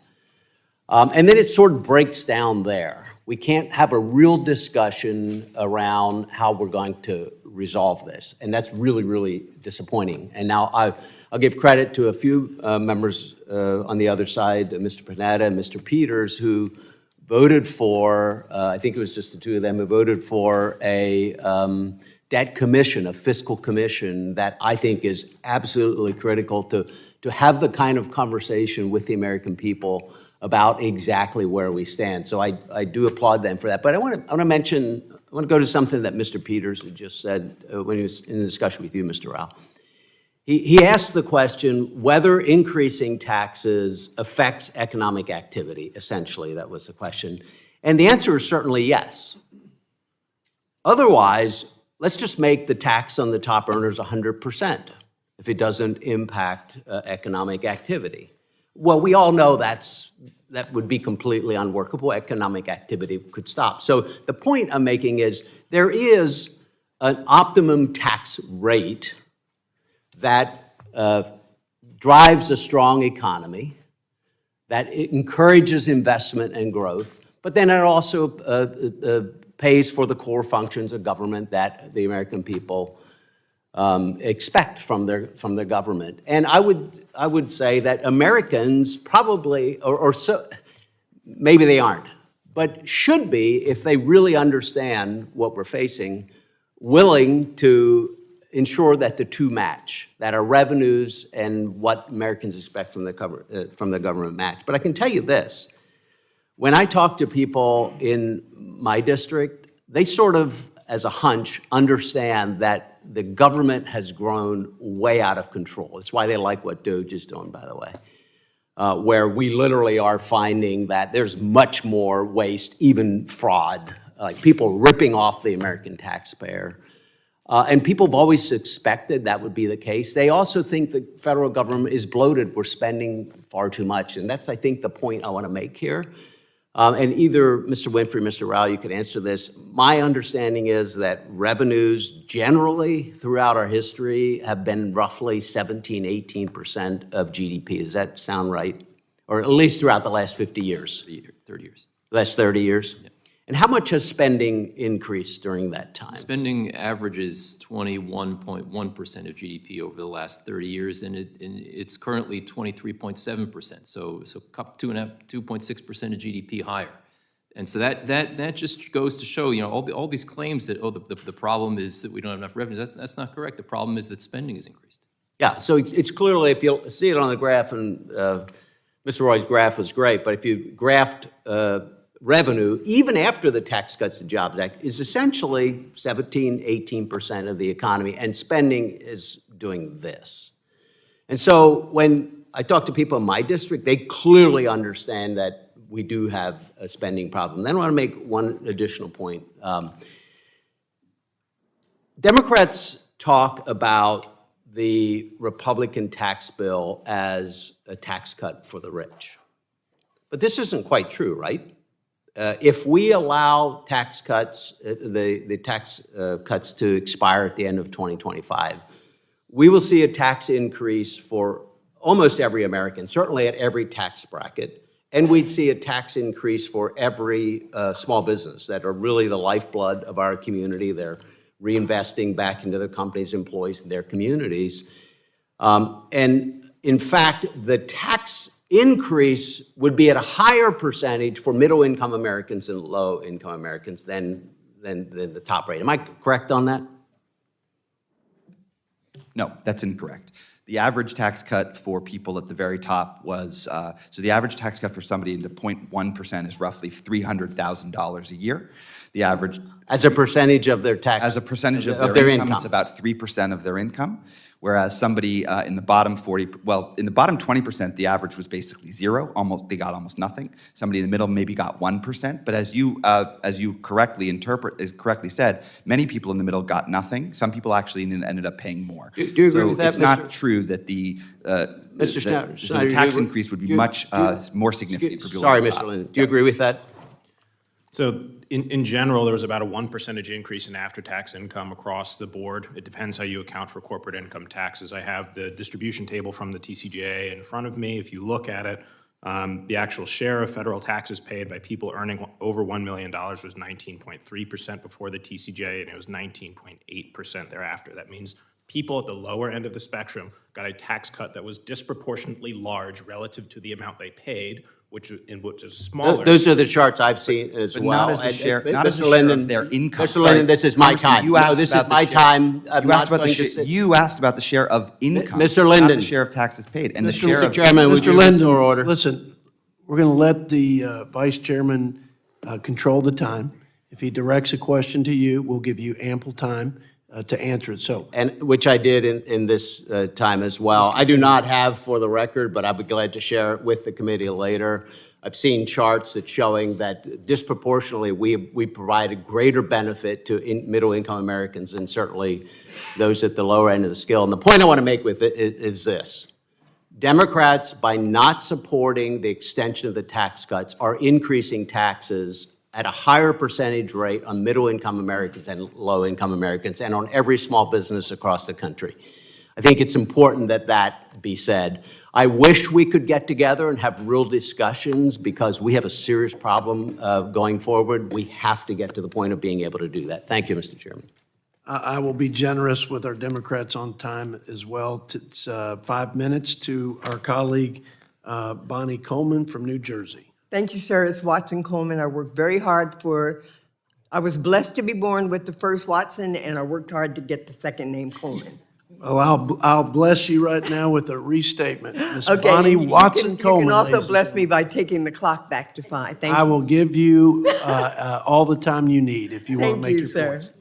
points. Thank you very much for holding this hearing. You know, the title of this hearing is the Fiscal State of the Nation, and as I have been observing and reading and learning, I think that the state of our fiscal state is one of chaos, uncertainty, and surely moving to fail all of those either domestically or internationally as it relates to this country. I want to associate myself with Ranking Member Boyle's remarks on 3 months of this economic chaos and what the Yale report says and what the CBO says.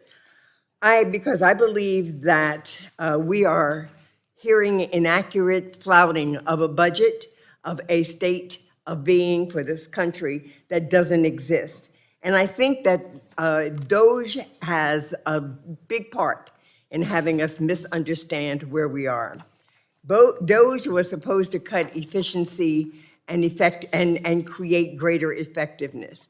DOGE presented that it was going to save $165 billion, though the House Committee on the Budget, through the Partnership for Public Service, which is a nonpartisan nonprofit organization, estimates that these actions will cost, not save, but cost $135 billion this fiscal year. Slash spending on federal aid by dismantling U.S. aid to only a subsection within the State Department, cutting contracts primarily with agriculture and food assistance, not saving this country and not becoming more efficient in what we do, but negatively impacting those who need us most. laid off over 200,000 federal workers with another 75,000 who've accepted deferred resignations, including over 11,000 IRS employees during tax season, and seeks to lay off more. These cuts to IRS will significantly increase the deficit. For example, the Yale Budget Lab estimates that laying off 22,000 IRS employees will cost the government $8.5 billion in lost revenue in 2026 alone, and nearly $200 billion over the decade, because they won't have the resources to challenge those submissions or even to go after those who fail to even submit anything. So let me say that it concerns me greatly when my colleagues refer to DOGE as anything positive, including with their little boys calling the big boss the big balls, which is another suggestion of their being totally inadequate in this space. I want to talk a little bit about Medicaid. One of the reasons I guess Medicaid it increases in cost is because we live longer, more in nursing homes, more children, more folks financially qualify, because we have taken money out of the revenue stream by giving such generous tax breaks to the very, very, very wealthy individuals and corporations. And we propose to do so again and act like this has zero impact, as if that brownie we ate yesterday, when we again eat it tomorrow, doesn't give us additional calories. So I want to talk to you, Mr. Linden, because London, I am very concerned about taking a hatchet, so to speak, to those most vulnerable in our communities. Number one, tell me, do you think that the lack of generosity in building the economy writ large for the lower class and middle class, the work that Biden was trying to do with the infrastructure programs and creating jobs, do you think that has anything to do with the fact that more people were eligible and in need of Medicaid? I think, if we look at Medicaid, Medicaid is an incredibly successful program in many respects. We spend less on Medicaid per patient than we do through Medicare or through private insurance.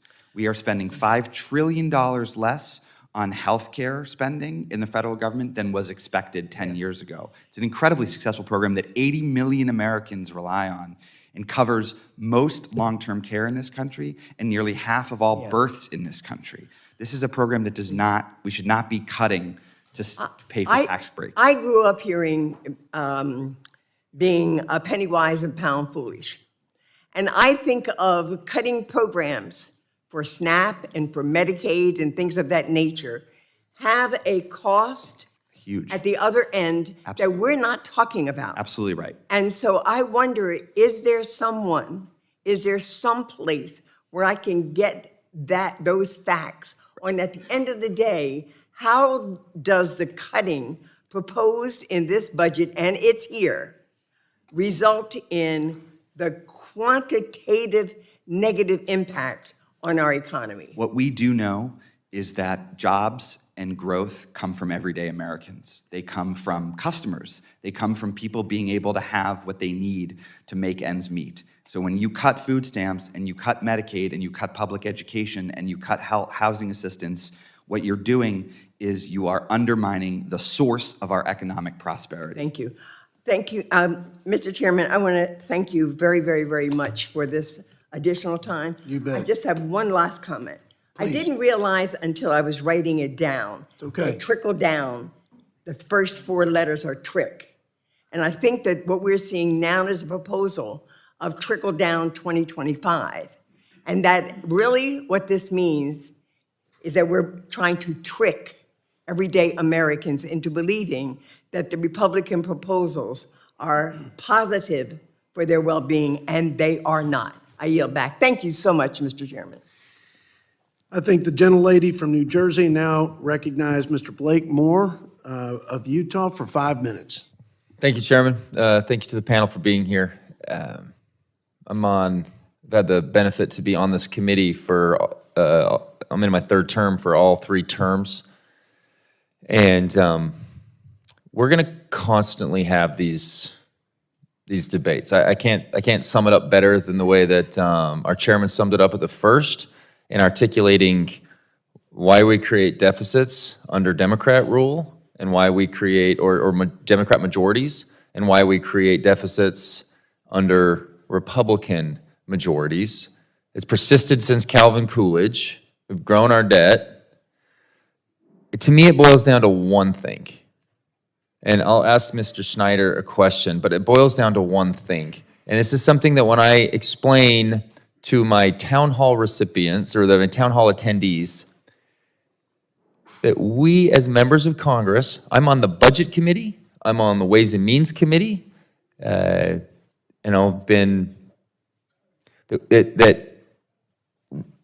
we don't vote as members of Congress on an annual basis for more than 60%, and I would actually argue that's probably closer to 72% of our budget.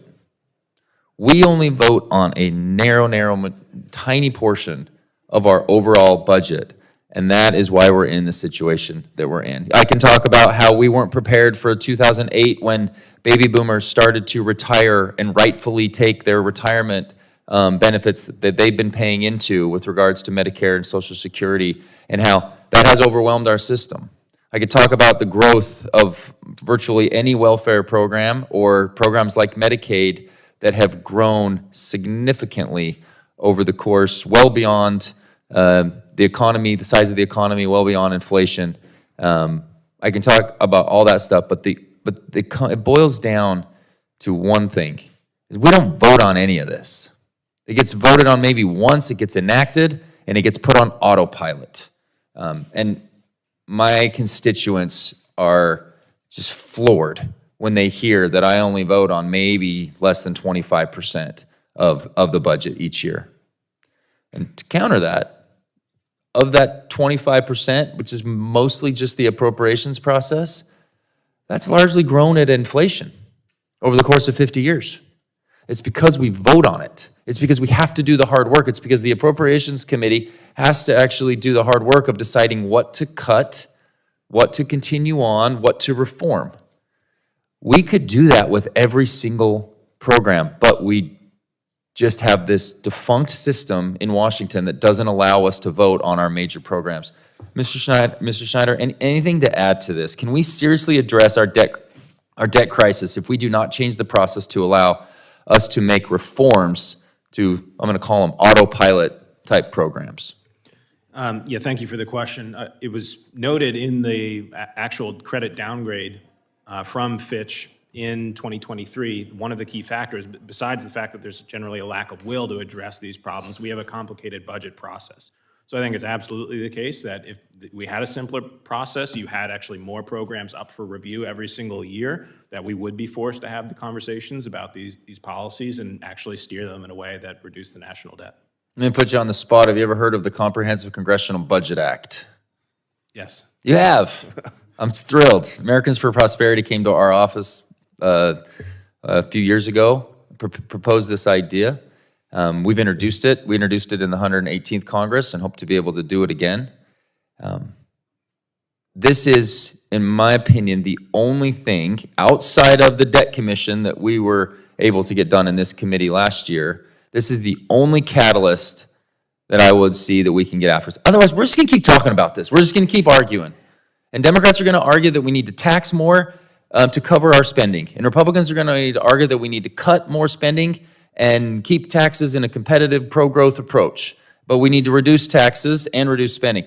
And both scenarios are going to continue. When we have $1 trillion and almost $2 trillion of servicing of the debt, and we're going to continue. This is going to continue to grow on. Well after this reconciliation bill, well after the next Democrat reconciliation bill, the Comprehensive Congressional Budget Act is going to force members of Congress to vote on the entirety of the budget. It's as simple as that, and it is the most basic thing that my constituents would assume we were doing. But it's clearly what we're not doing. And when we do vote on things on an annual basis, my goodness, I will take it. Let's vote on everything at least once a term, So every 2 years, we're going to vote on everything. And get us the opportunity to make substantive reforms to the Medicaid program, make substantive reforms to Social Security, Medicare, veterans programs. These things need to modernize. And if we actually had a catalyst that would force us to do that, we could do it. So I encourage the committee to take a serious look. It's a bipartisan piece of legislation. It's called the Comprehensive Congressional Budget Act, and it would force us to do it. And I do not see another option besides hopefully the debt commission, which would be a one-time thing.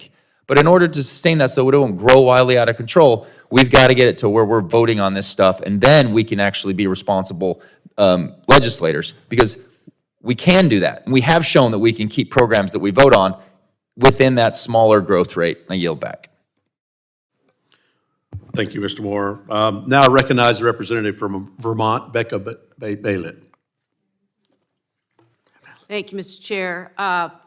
So we're 100 days, a little over 100 days into this presidency, and you got what you wanted, folks on the other side of the aisle. You wanted complete control of the government. You got the House, you got the Senate, you got the White House. So whatever is happening right now is at your feet. And so what is the fiscal state of the nation right now? It's not great. It's not great. American people know it. 37%, only 37% of Americans polled by Ipsos and Reuters last week have confidence in Trump's economic policy. 37%. That was supposed to be his strength, okay? Trump's tariffs have taken a blowtorch to our bank accounts. We've got increased costs on raw materials. We've got decreased manufacturing. Consumers are preparing to spend more. And why are they preparing to spend more? Why are they preparing for shortages? Because Trump is literally telling them, prepare to spend more. Prepare for sacrifice. Prepare for empty shelves. The S&P 500, one measure of consumer confidence, has shed $6.5 trillion in market value since February because of Trump's self-inflicted wound, this asinine trade policy and trade war with some of our strongest trading partners. And when you look at what he's doing in terms of cutting programs that would actually help my small businesses, I'm looking at the manufacturing extension programs that would actually provide support to small manufacturers, they're being cut. The on-again, off-again tariff regime is rocking my small businesses. I encourage my colleagues to get out of your bubble and go and talk to your small businesses, because what they're saying is, we can't deal with this unpredictability. We can't deal with the fact that there is no steadiness, that we don't know where we're going to get our supplies. They can't plan. We talk a lot in here about businesses needing stability and the ability to plan. You can't plan when you don't know what's going to be happening with the tariffs. I was on the phone with the owner of a company the other day. She said, one day it's one thing, the next day it's another thing. I don't know how I'm going to source these materials. So you wanted full control. You've got full control. You own this. Trump told us the tariffs would be this beautiful golden age. We were going to have American jobs coming back. It was going to be a golden age for American labor. That's not happening right now. We actually could be doing things that would help American workers and helping our economy. And Mr. Linden, that's what I want to talk about today. What could we be doing right now? That's a great question. It's exactly the right question. And I think it's notable that the president is asking everyday Americans to make sacrifices, prepare for shortages, pay more at the store, just make do with less. Notable that small businesses have to carry these burdens while at the same time pushing a budget that would give a tax break to the biggest corporations in America and the most wealthy people in America. It's notable who he is asking to sacrifice. That's right. Right? You gotta tighten your belts, everyday Americans, but not wealthy people, not corporations. They get more. And that is the opposite of what we should be doing. Growth and prosperity come from everyday Americans going about their lives, creating jobs, being customers, being productive members of society. And they need basic things like healthcare and food and housing, and they need support for small businesses and manufacturing directly, and not through a hope that the tax cuts for a giant multinational corporation will eventually trickle down to them. And so we are doing the opposite. We are asking, right now we are asking everyday Americans who are struggling, who are saying very clearly we need help, we want lower costs, we're asking them, you should pay more so that rich people and corporations can pay less. That is literally the budget plan that is before Congress right now. That's right. And I don't know if you saw this. There's a Rolling Stone article the other day talking with people in the Trump administration, talking to aides about what they're doing right now to weather this. They're stockpiling toilet paper. They're stockpiling their own materials. They know what's coming, but they want the rest of people, the rest of Americans, to be okay while they are stockpiling supplies. And so the economy is rigged for regular people. The American people know it. I wish that my Republican colleagues would stop acting like Americans are stupid and they don't see what's going on. This is not working for them. I yield back. Thank you, Lady Yields. I now recognize myself for 5 minutes to go through some remarks. I have in my notes that I was going to thank the chairman, but I guess I'll thank myself for being here and chairing the committee. But this is important. I know we should be talking about this in a serious manner because this obviously is important for our country. I think when most people think about the fiscal health of our nation, whether you're Republican or Democrat, you understand that it's not in good shape, as we've talked about already during this hearing. And it's been that way for a long period of time. There's some fundamental tenets we can all agree on, that our national debt of $36.2 trillion is out of control, that our government should live within its means, just like families and small businesses have to, that there's waste, fraud, and abuse that's in our federal government that should be rooted out, and that American families and our economy benefit from low taxes. You know, as a fiscal conservative, I believe we can tackle our spending problems and provide tax relief for everyday Americans, entrepreneurs, and businesses, and we can do it responsibly in a manner that encourages growth in our economy. I know there's been a lot of discussion back and forth about who got the best benefit out of tax cuts that came out of 2017 and who would be hurt the worst moving forward. I can say this, in my home state of Kansas, there will be an average of $2,200 tax increase for the average Kansan if we don't extend the Trump tax cuts moving forward. On our spending front, I mean, we're borrowing $70,000 every second. That's not sustainable or responsible. We can't fix all the Washington spending overnight, but Congress has an opportunity now to tackle this growing problem and to address the bloated spending. And I believe now is the time to focus on bending the spending curve. Raising taxes is not a way to address growing deficits. As talked about earlier, we've seen a pretty consistent 17 to 18% of tax revenue, of GDP comes in as tax revenue, regardless of where the actual percentage is. From my standpoint, I'd rather have a growing economy and having tax policy that helps support that growing economy so GDP becomes bigger, so that 17 to 18% is also a bigger amount of tax revenue that comes in for us. We can't raise taxes enough to encourage that economic growth and expect that we get more tax revenue. Squeezing more money will actually have the reverse effect out of that. And that's why it's so critical that we focus on pro-growth, pro-family, pro-worker policies that were established in the 2017 Tax Cuts and Jobs Act. And just as we talk about what the impact could be, I just want to go through a couple of the provisions that will expire this year.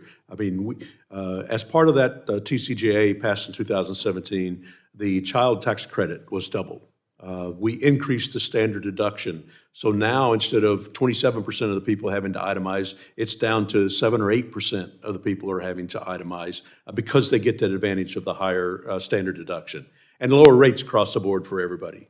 And these aren't provisions that just affect millionaires and billionaires, but it affects everybody. It affects everyday, ordinary day Kansans. So like one of my constituents, Kaylee, who was, as a single mom in 2019, had more money to buy clothes and food for her daughter, thanks to TCJA.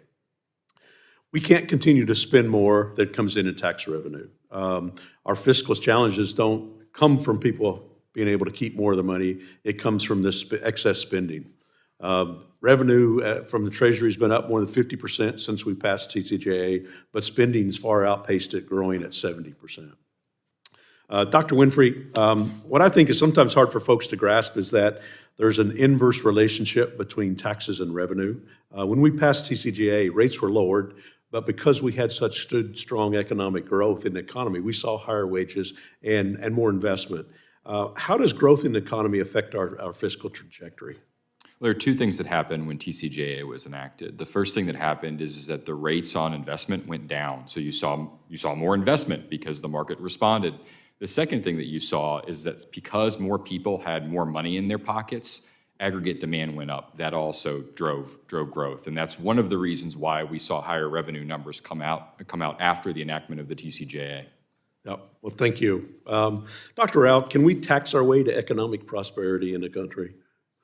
Well, absolutely not. And one of the big challenges I think that is faced by members of this committee and anybody trying to do tax policy is that pretty much all of the numbers that are being put forward by the scoring agencies, CBO and JCT, in my view, are underestimating the effect that taxes have on growth and on economic activity.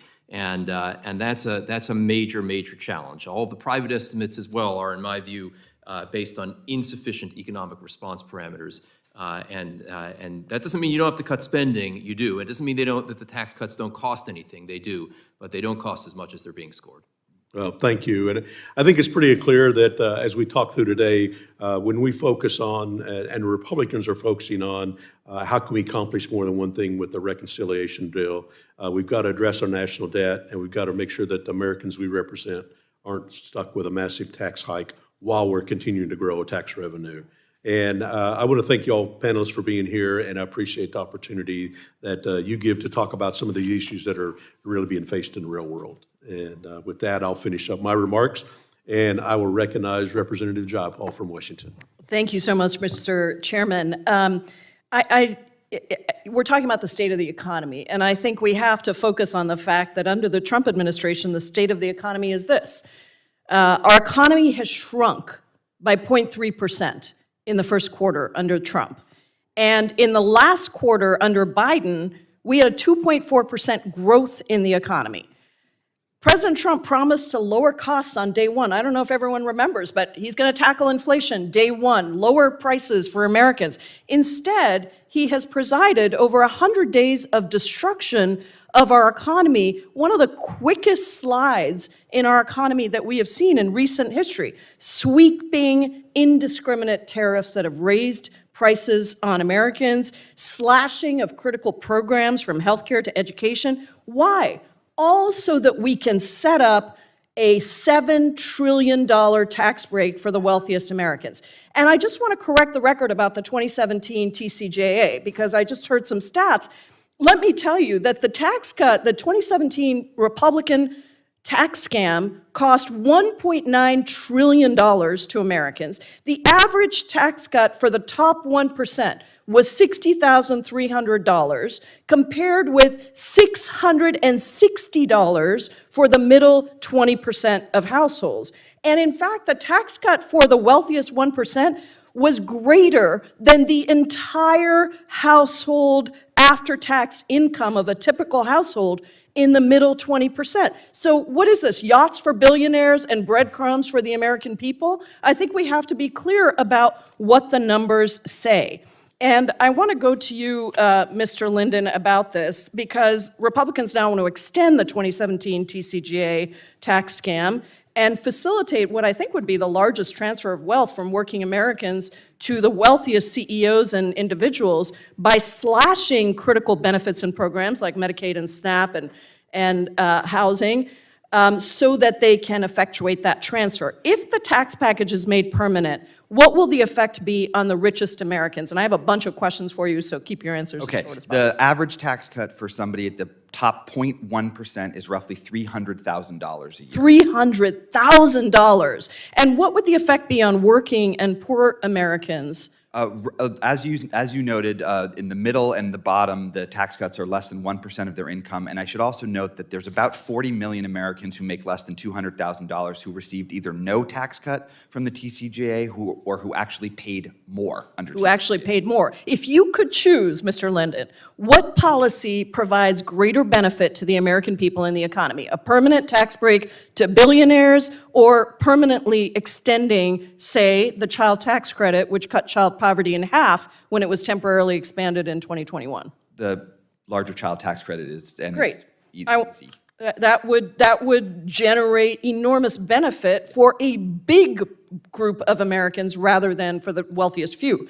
I want to talk about education, the slashing of Head Start. This is a program that provides early education for our most vulnerable kids. I've got a constituent, her name is Ashley Layton. She spoke at an event I had recently. She's got twin boys in early Head Start. And she said, this is a quote from her, "Head Start has been a lifeline for my family, not just in education, but support in every facet of our lives." And she talked about how having Head Start actually allowed her to go back to school, finish a degree, and become financially self-sufficient. That's what investments in early education do. They help people who are struggling get their footing, and then that helps our entire society. In fact, a study by the National Bureau of Economic Research suggests that every dollar that the federal government invests in programs that benefit children yields $10 in societal returns. So let's talk about childcare, unaffordable everywhere in the country, including in Washington State, where the monthly cost of full-time childcare is about $1,750 for an infant per month. And now Republicans are always talking about being pro-family. So what would the GOP's proposed cuts to federal childcare investments like Head Start do to families? I mean, it would be absolutely devastating to everyday Americans in a very real way. I have 3 kids myself. Just thinking about what it would mean if I didn't have access to affordable quality childcare when they were young. And I do want to make the point that every economic study, if you look across the spectrum, the economic benefits from investing in early childhood education and early childhood far outweigh any minor benefits that even the most skewed studies have shown for tax breaks for billionaires. So if we really care about investing in making the economy work better, we would be putting money into low and middle income families with children, not giving it to billionaires and corporations. This is such an important point. My time is over, and I had questions on defense spending because they keep talking about taking away, dealing with waste, fraud, and abuse, and yet they want to increase the Pentagon budget to over $1 trillion. And that is the only federal agency that has never passed an audit. We've had Republicans up here under the last Trump administration that agreed with us that there's waste, fraud, and abuse in the Defense Department, but Republicans are proposing just expanding spending on the Pentagon, over $1 trillion. Meanwhile, they're cutting all of these essential programs.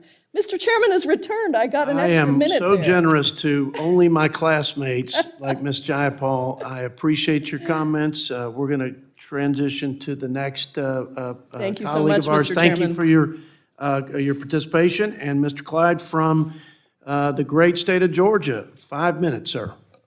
Thank you, Mr. Chairman, and to our witnesses. This hearing makes one thing abundantly clear. The fiscal state of our nation is definitely out of control. The United States' fiscal future is spiraling under a ballooning national debt fueled by Washington's chronic overspending. Our gross federal debt stands now at $36.8 trillion, 121% of our GDP, and is projected by the Congressional Budget Office to reach nearly $60 trillion by 2035, if this country actually makes it financially to 2035. So we need to address this crisis now. To put that into perspective, imagine the United States as a medium to small business. Let's call it Swamp Incorporated.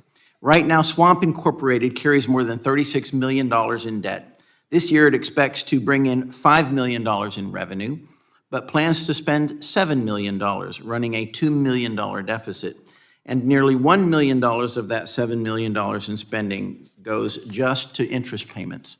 Money that provides no new services, no investment, no return, just the cost of prior borrowing. Year after year, Swamp Incorporated adds to its debt just to keep its doors open. If you were a banker, would you lend more money to that company? If this were a real business, no bank would keep lending and no investor would buy its bonds. They could not handle the risk. Yet this is how our federal government is operating today. Unless we change course, Americans will face severe consequences in the very near future. Despite claims to the contrary, our debt crisis stems primarily from unchecked spending by Congress, not a lack of revenue. In fact, revenues are already above historic averages, and without serious spending reform, we face two damaging options: print more money, which fueled the Biden-Harris inflation surge, or borrow more, which raises interest rates and slows growth. Alarmingly, over the next decade, and again, if we make it that far, we'll spend another $14 trillion just to service that debt, money that delivers no public benefit. In just 4 years of the Biden-Harris administration, interest payments have surged by $600 billion, a 170% increase, as Treasury yields climb to almost 5% under President Biden, the highest since before the Great Recession. This trajectory is unsustainable. Global markets will not finance U.S. deficits indefinitely. And when confidence in our ability to repay fades, we risk a true sovereign debt crisis, collapsed pensions, failing banks, and shuttered federal programs. Thankfully, President Trump's fiscal year 2026 budget offers a path forward. It proposes an almost 23% cut in non-defense discretionary spending. That's a $163 billion reduction from FY25 levels. As a member of both the House Budget and the Appropriations Committees, I plan to support this plan and am committed to restoring fiscal sanity so future generations aren't crushed with more debt by Washington's reckless spending. So, Dr. Rauh, Dr. Winfree, and Mr. Schneider, would you agree that the national debt is driven primarily by out-of-control spending? Yes. Yes. Okay. No. So what you're saying is Congress has an opium addiction, and that they're addicted to OPM, that's other people's money, tax dollars. Dr. Winfree, Medicaid was designed as a safety net for our most vulnerable populations. That's low-income folks with children, pregnant women, the elderly, and individuals with disabilities. Yet in recent years, we've seen a rapid expansion of Medicaid to include millions of able-bodied working-age adults without dependents who don't work. Do you believe this expansion is straining the program and diverting resources away from those who it was originally intended to serve? Yes, it is significantly diverting resources away from those who it is intended to serve. And it all comes back to the financing nature of the program. States get $9 federal dollars for every one state dollar that they spend on the expansion population. This is the able-bodied childless adults, and $1.33 for every dollar that they spend on the vulnerable population. These are pregnant moms, kids, the disabled. Thank you. Mr. Schneider, in 2023, the U.S. credit rating was downgraded by Fitch during the Biden administration due to concerns about our fiscal trajectory. You mentioned that, I believe, in your statement. What does that say about investors' confidence in our country's ability to repay its debt? The benefit for the U.S. is that other markets aren't nearly as good, so there's not as many places for the money to go. But investors are generally very concerned that we continually choose a fiscal outlook of basically 7% of GDP deficits in perpetuity. So I think the way that will ultimately manifest is as we issue more debt, you will see rising term premium investors demanding more compensation to buy U.S. debt. That means higher interest rates that crowds out private investment, and that means slower growth. So what you're saying, investors are not fooled? No, not at all. All right, thank you. Dr. Winfree, what are the economic implications if investors lose confidence in our ability to service the national debt? It will become incredibly difficult to borrow in the private sector and in the public sector, and interest rates will go up, so it'll become much more difficult to start a small business. It'll be much more difficult to afford credit card payments. It'll be much more difficult to afford a new house or a car. Do you believe there's still time to change course and avoid these cataclysmic economic consequences? I do, but it requires a balanced approach where we increase the level of growth in the economy, so we grow the economy as much as we can, while we bring down the spending trajectory of the programs that consistently grow more than GDP. That'll have to be the last question. We've a minute over time. Thank you, Mr. Clyde. And I yield back, Mr. Chairman. Thank you.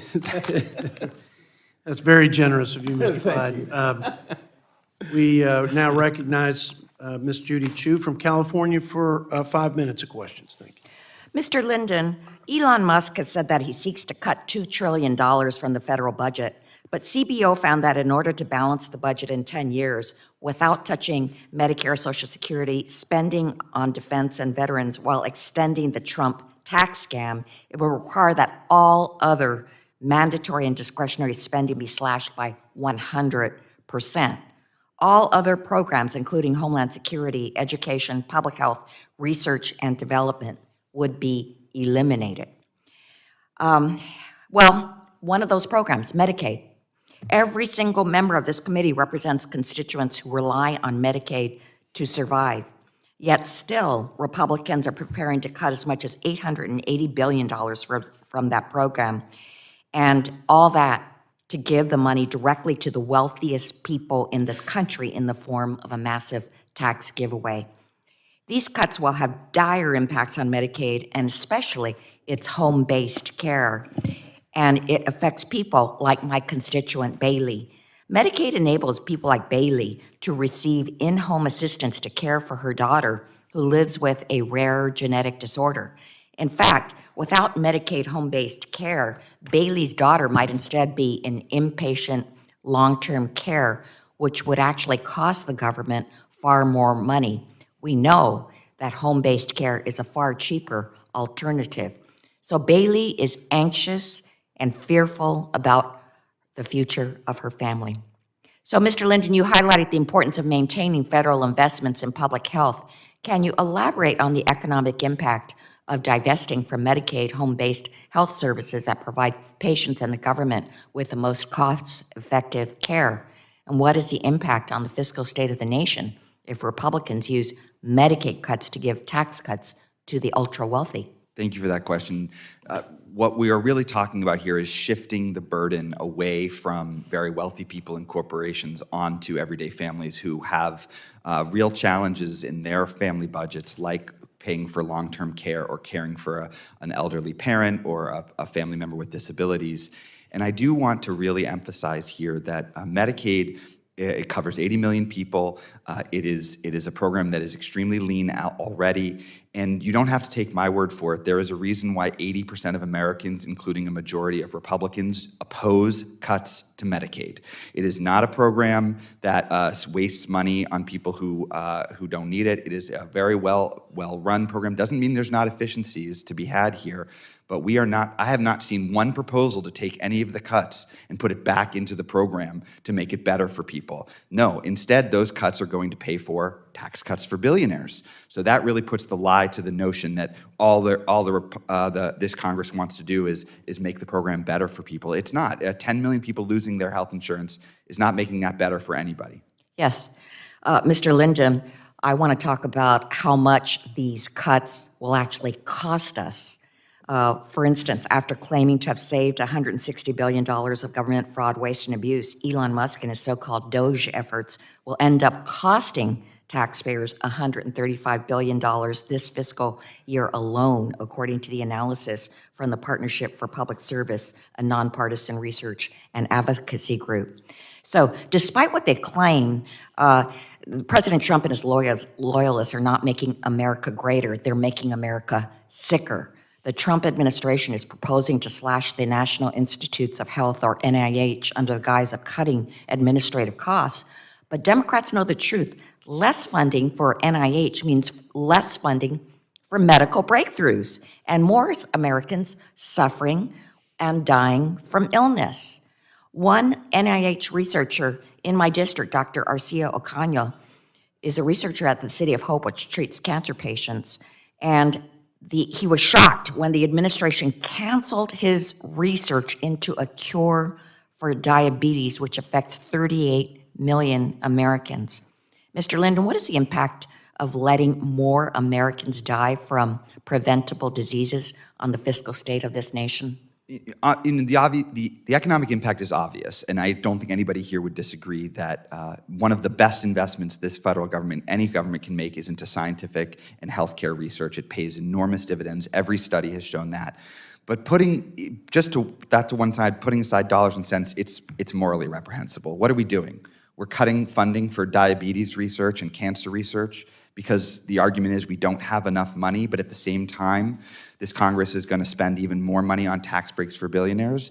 The reason we feel strapped, the reason we feel like there's not enough money to go around to fund diabetes research and cancer research and veterans benefits is because we keep giving that money to wealthy people and corporations over and over again, and then saying a few years later, oh, we don't have enough money to spend on these things anymore. And I guarantee you, if this Congress passes another tax cut for rich people, in a few years we'll be here and we'll having the same conversation where some people will be saying, we simply can't afford to make sure that kids don't go hungry. We simply can't afford that kids get a good education. There's not enough money to go around. Well, there would be if we simply asked wealthy people and corporations to pay their fair share.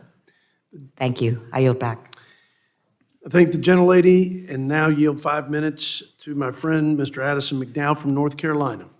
Thank you, Mr. Chairman. The fiscal state of our nation doesn't just require a budget correction. It demands a course correction. Some of my friends across the aisle may not want to hear that. They'd rather keep marching down the path laid in the final days of the Biden presidency, blindfolded, ear-muffed, and in full denial.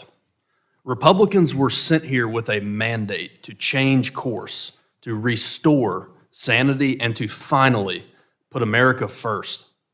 To fix the problem, we must come clean about the problem. We are now more than $36.2 trillion in debt. This year alone, we will spend over $1 trillion just on interest. That's more than we spend on our entire national defense, our veterans, and our border security. This is obviously unsustainable, and frankly, it is immoral. It is a betrayal of every working American, parent planning for their future, and every child counting on the adults in the room to act like it. This problem is decades in the making. Most recently, it's been something much worse, a deliberate misuse of taxpayer dollars to push ideological agendas, to grow government control, and to silence traditional American values. Under Biden, the government added $6.7 trillion in new deficits in just 3 years. And what do we have to show for it? Are homes more affordable? Are interest rates lower? Are families better off? We all know the answer to those questions, no matter how much mental gymnastics you want to play. And it is why we are course correcting and working to enact the President Donald Trump's agenda. Getting America back on track is not rocket science. It is common sense. Make the Trump tax cuts permanent, slash red tape, unleash American energy, secure our borders, and keep the American dream alive for generations to come. This is why we are here. It is the agenda of common sense. When it comes to eliminating waste, there's low-hanging fruit that we should all be able to agree on. Tax dollars that my constituents are sending to Washington should not go to things like radical environmental justice programs, woke NGOs, programs to promote DEI among bird watchers, the Green New Deal, trans surgeries for prisoners, a Sesame Street show in Iraq, and girl-centered climate action in Brazil. I don't even know what that means. It is time that we realign federal spending with American priorities and put American working families over bureaucrats. The fiscal state of our nation demands attention, and I thank the chairman of this committee for his leadership on these issues. Now, I don't have much time left, so as I ask my questions, let's please keep them to yes or no. Is Donald Trump the President of the United States? Mr. Linden? Yes. All right, well, now that we've established you can do that, at the current rate, do you believe we'll be able to sustain our debt for another 10 years without crowding out so many important programs that my constituents rely on? Not sure I totally... It's a yes or no. Yes or no. Can we continue to spend what we do and it be a sustainable thing for our country? If you raise enough revenue to pay for it. It's a yes or no question. So yes. Do you believe that the American middle class should face the largest tax hike in history to pay for woke government spending? Good thing they're not. So it's a yes or no? No. Thank you. In your opening statement, you blamed tax cuts for increasing the government's debt. Do you believe that irresponsible government spending bears any responsibility on the debt? Yes. And so it's your testimony today that if we let the Trump tax cuts expire for the mechanic or the teacher in my district who makes $50,000 a year, will their taxes go up? It actually depends. For some of them, It's a yes or no. No, it is not. It is a yes or no. It's When they go to actually- file their taxes, are they going to have to pay more or less? Yes or no? It actually does depend on their circumstances because the tax cuts that were passed Sir, in 2017. I'm sorry, you asked me a question. I'm going to answer It is simple. If the Trump tax cuts expire, Yep. for someone making $50,000 a year, do their taxes go up or down? It depends. It does not. It does. It doesn't. And actually, if you ask any of these folks, they will tell you there were people making $50,000 or less who did not get a tax cut under 2017 tax law. In fact, some of them paid So more. let me just I will tell you. I will tell you who excuse me, taxes will excuse go me. down. No, sir. If it sounds to I me, will tell you who it's- taxes listen, go down. It sounds to Rich me. people's No, taxes sir. will go It down. sounds to That's me for sure. like you wanna hurt job creators so much that the people you claim you want to defend creators are and help. customers No, sir. and Excuse workers. me. This is my time. Hey, Excuse me. order here. Look, we're going to give you ample time, I promise you. We're not trying to muzzle anybody's responses to express themselves. The members on both sides control the time, okay? Absolutely. You're our guest here. Let these guys control Absolutely the time. right. Thank you. Congressman. It sounds to me like you want to tax job creators so much that they are forced into firing middle-class Americans you claim to want to help. And so they won't be paying taxes at all because they will be unemployed. Chairman, I yield back. That's fine. With all due respect, do you have a comment? No. That's totally Okay. fine. I'm going to yield now 5 minutes to my colleague, Mr. Tonko from New York. Thank you, Mr. Chair. Well, we started this hearing today talking about courage, and courage to get our nation on track and restore its fiscal health. Well, Mr. Chair, I do, in fact, find it courageous to hold a hearing like this under the pretense of fiscal responsibility, especially while Mr. Trump subjects us to his reckless tariff policies and rams through the most fiscally irresponsible bill in American history. Families in my district and across this country are indeed hurting. And the solution offered by my Republican colleagues is to decimate Medicaid, gut SNAP, and take a wrecking ball to the Inflation Reduction Act. Why? So we can give $7 trillion in tax cuts to billionaires and add more than $14 trillion in new debt over the next decade. Talk about a self-inflicted death spiral. You don't fix a cost of living crisis by punishing the people already bearing the brunt. People like Darlene in my district, a 66-year-old caring for her adult son with autism, who lives on $1,400 a month and depends on food pantries to get by. She tells me that every week the food pantry lines grow longer, her and her neighbors waiting for just a single bag of produce. Or people like Melissa, a mother from Rotterdam. After losing her job, Melissa received $23 a month in SNAP benefits. That's just 3/4 a day. Melissa then took a lower-paying job to put food on the table for her children, ended up losing both SNAP and her children's free school meals. Their message is painfully clear. Programs like SNAP aren't being abused, they're being intentionally underfunded. And cutting it now as families face sky-high food prices would be devastating not just for folks like Darlene and Melissa, but for local grocers, farmers, and entire communities. Mr. Linden, can you speak to the real-world impact of these proposals? Will cutting access to food for our most vulnerable unleash prosperity for all Americans? No, I know we've had a debate about this, but the American people understand and have seen the experience of when we cut taxes for people at the top, it does not trickle down to everybody else.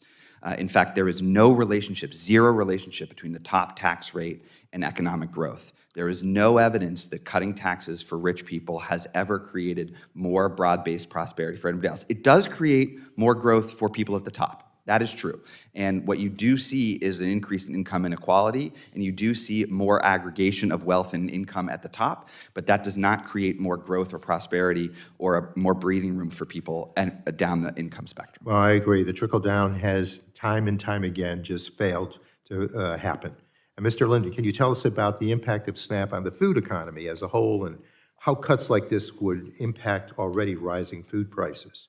Yeah, absolutely. It's, the average food benefit of SNAP for a family is $6 a day for the average recipient. That doesn't sound like that much, but it is an absolute lifeline between being able to afford basic nutritional meals for you and your family and not being able to afford that. It's unconscionable that we are considering cutting those benefits rather than, say, for example, asking the wealthiest Americans to pay 2% more on their income above a certain above $700,000. It's unconscionable that we're asking people to make do with less who are struggling already when we have a corporate system that is currently delivering a $1 trillion tax cut to the largest corporations in America. Well, now I have the tremendous honor to also serve on the Energy and Commerce Committee. At some point, we will be marking up this committee's instructions to cut $880 billion as the floor in federal spending over the next 10 years. And as we all know by now, the nonpartisan Congressional Budget Office confirmed that if we don't touch Medicare, this would require deep and devastating cuts to Medicaid. The biggest in American history, in fact. Mr. Linden, will slashing Medicaid by $880 billion to pay for tax cuts to the rich positively impact our long-term fiscal and economic outlook?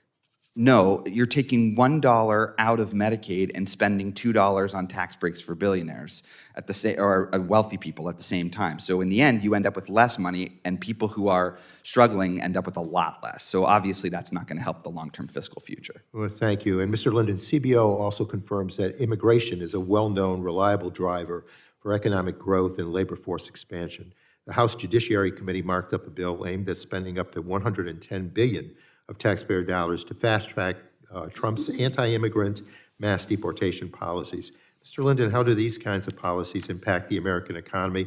And wouldn't it be more fiscally responsible to reform the immigration system in a way that expands the legal pathways and boosts the workforce instead of pouring billions into enforcement-only deterrence policies? I always find it frustrating to talk about tax policy and whether we want to focus on Americans, in part because the 2017 tax law had a giant corporate tax break with a huge chunk of that going to foreign shareholders. Foreign shareholders got a major benefit from the corporate tax cut that this Congress wants to just continue.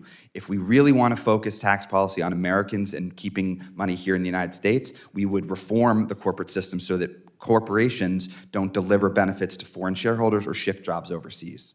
With that, I very much thank you and yield back, Mr. Chair. Thank you, Mr. Tonko. I recognize the pride of Oklahoma, Mr. Jasper Keene, for 5 minutes. Thank you, Mr. Chairman. Sincerely, I'm going to say this to the chairman of this committee, to a friend from West Texas. I am grateful to serve on a committee with someone that is in their heart of hearts so passionate about this and creating the space, even with all the pushback that you've been receiving this past year.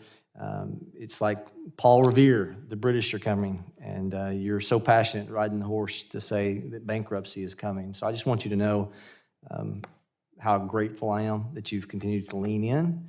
And man, it's just, if everyone in this body would just speak truth from their heart, it would be a game changer. There is truth to be found, on both sides of this. There's people that operate in hypocrisy on both sides of the aisle. And, I dropped the mic on what Chip Roy said. You all knew, how do you argue with what Chip was saying earlier? I appreciate Jimmy Panetta, in his response. I'm not trying to imply Jimmy agreed with everything that Chip said, but we all know everybody is guilty. I want to share something. I hope some of you on the panel, to the Democrat witness, I hope this, do you like Thomas Jefferson? Is Thomas Jefferson a fan? Are you a fan of him? Yeah, absolutely. Okay. So let me give you a part of a letter he wrote. He's in public life, and he's really resting. He really was didn't even want these comments to go public. He even said that in this letter. And he said, private fortunes are destroyed by public extravagance. And the tendency is for all human governments, a departure from principle in one instance, till the bulk of society is reduced to ... Suffering then begins indeed the bellum omnium in omnia, what he calls the abusive state of man. And the forehorse of this frightful team is public debt. Taxation follows that, and in its train is wretchedness and oppression. Thomas Jefferson talked about public waste draining private fortunes? Was he trying to protect the wealthy elite? Thomas Jefferson was saying there's always a tendency for human governments to want to pilfer money taken from the people. It's why up until 1913, we actually had parity and true equality in our tax code. We operated 200 years of governance with that nice little provision up until 1913, the 16th Amendment, where that word was removed so we could put in these graduated tax brackets, now 7 different graduated tax brackets. And again, to Chip Roy's point, even if 36% moves to, 2 points upward, it's only $35 billion, and we are arguing over that when we have a $2 trillion chasm. The greater conversation that has to happen here is if we don't get serious about reducing spending, bringing true fairness, not the gospel of envy in the tax code, then we're headed towards a collapse. People hear these conversations, why should you care? I remember a few years ago, whether it be sitting in a semi-truck or on a dozer or an excavator, why should I care? Even with training and mentorship under Tom Coburn, so busy trying to make a business, why should I care? Well, I'll tell you why you should care. Because interest rates, who can afford a home now? In 2017, this governing body was paying $250 billion at 1% interest rate on the government debt, and now we're at 4.3%. And we're paying almost $1 trillion, similar debt load, but interest is kicking our tail. It's why you could have borrowed money on a 30-year mortgage and reduced it a few years ago to a 15-year mortgage, as I had a friend do, and you afford the same home and you just cut the years you're paying on that interest rate in half. This all ties together because what the government, the culture of debt is wealth, is ruining financial underpinning for families across this country. Why should you care? Because your private fortunes are being destroyed by government extravagance. And so I'm going to go to you, Paul Winfree. You said something earlier in your testimony today about Greek-like future. We are headed in 10 years where our $36 trillion gross national debt turns into $60 trillion, 59. We are headed in 10 years to where instead of it being $2 trillion, we're headed towards $3 trillion annual deficits. That same 10-year time period says the insolvency for Social Security and Medicare is upon us. You said we're running out of fiscal space. The 4-horse of this frightful team is public debt. Taxation follows that, and this train is wretchedness and oppression. Greeks, when they hit a sovereign debt crisis, did a 50% tax burden on individuals and corporations, and it led to 100,000 bankruptcies.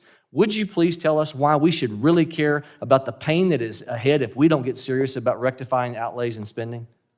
We're at a period right now where we are eroding fiscal space pretty quickly. If we don't do something about that, then the markets will demand a correction. And when the markets demand a correction, just like you said what happened in Greece, the correction will be large.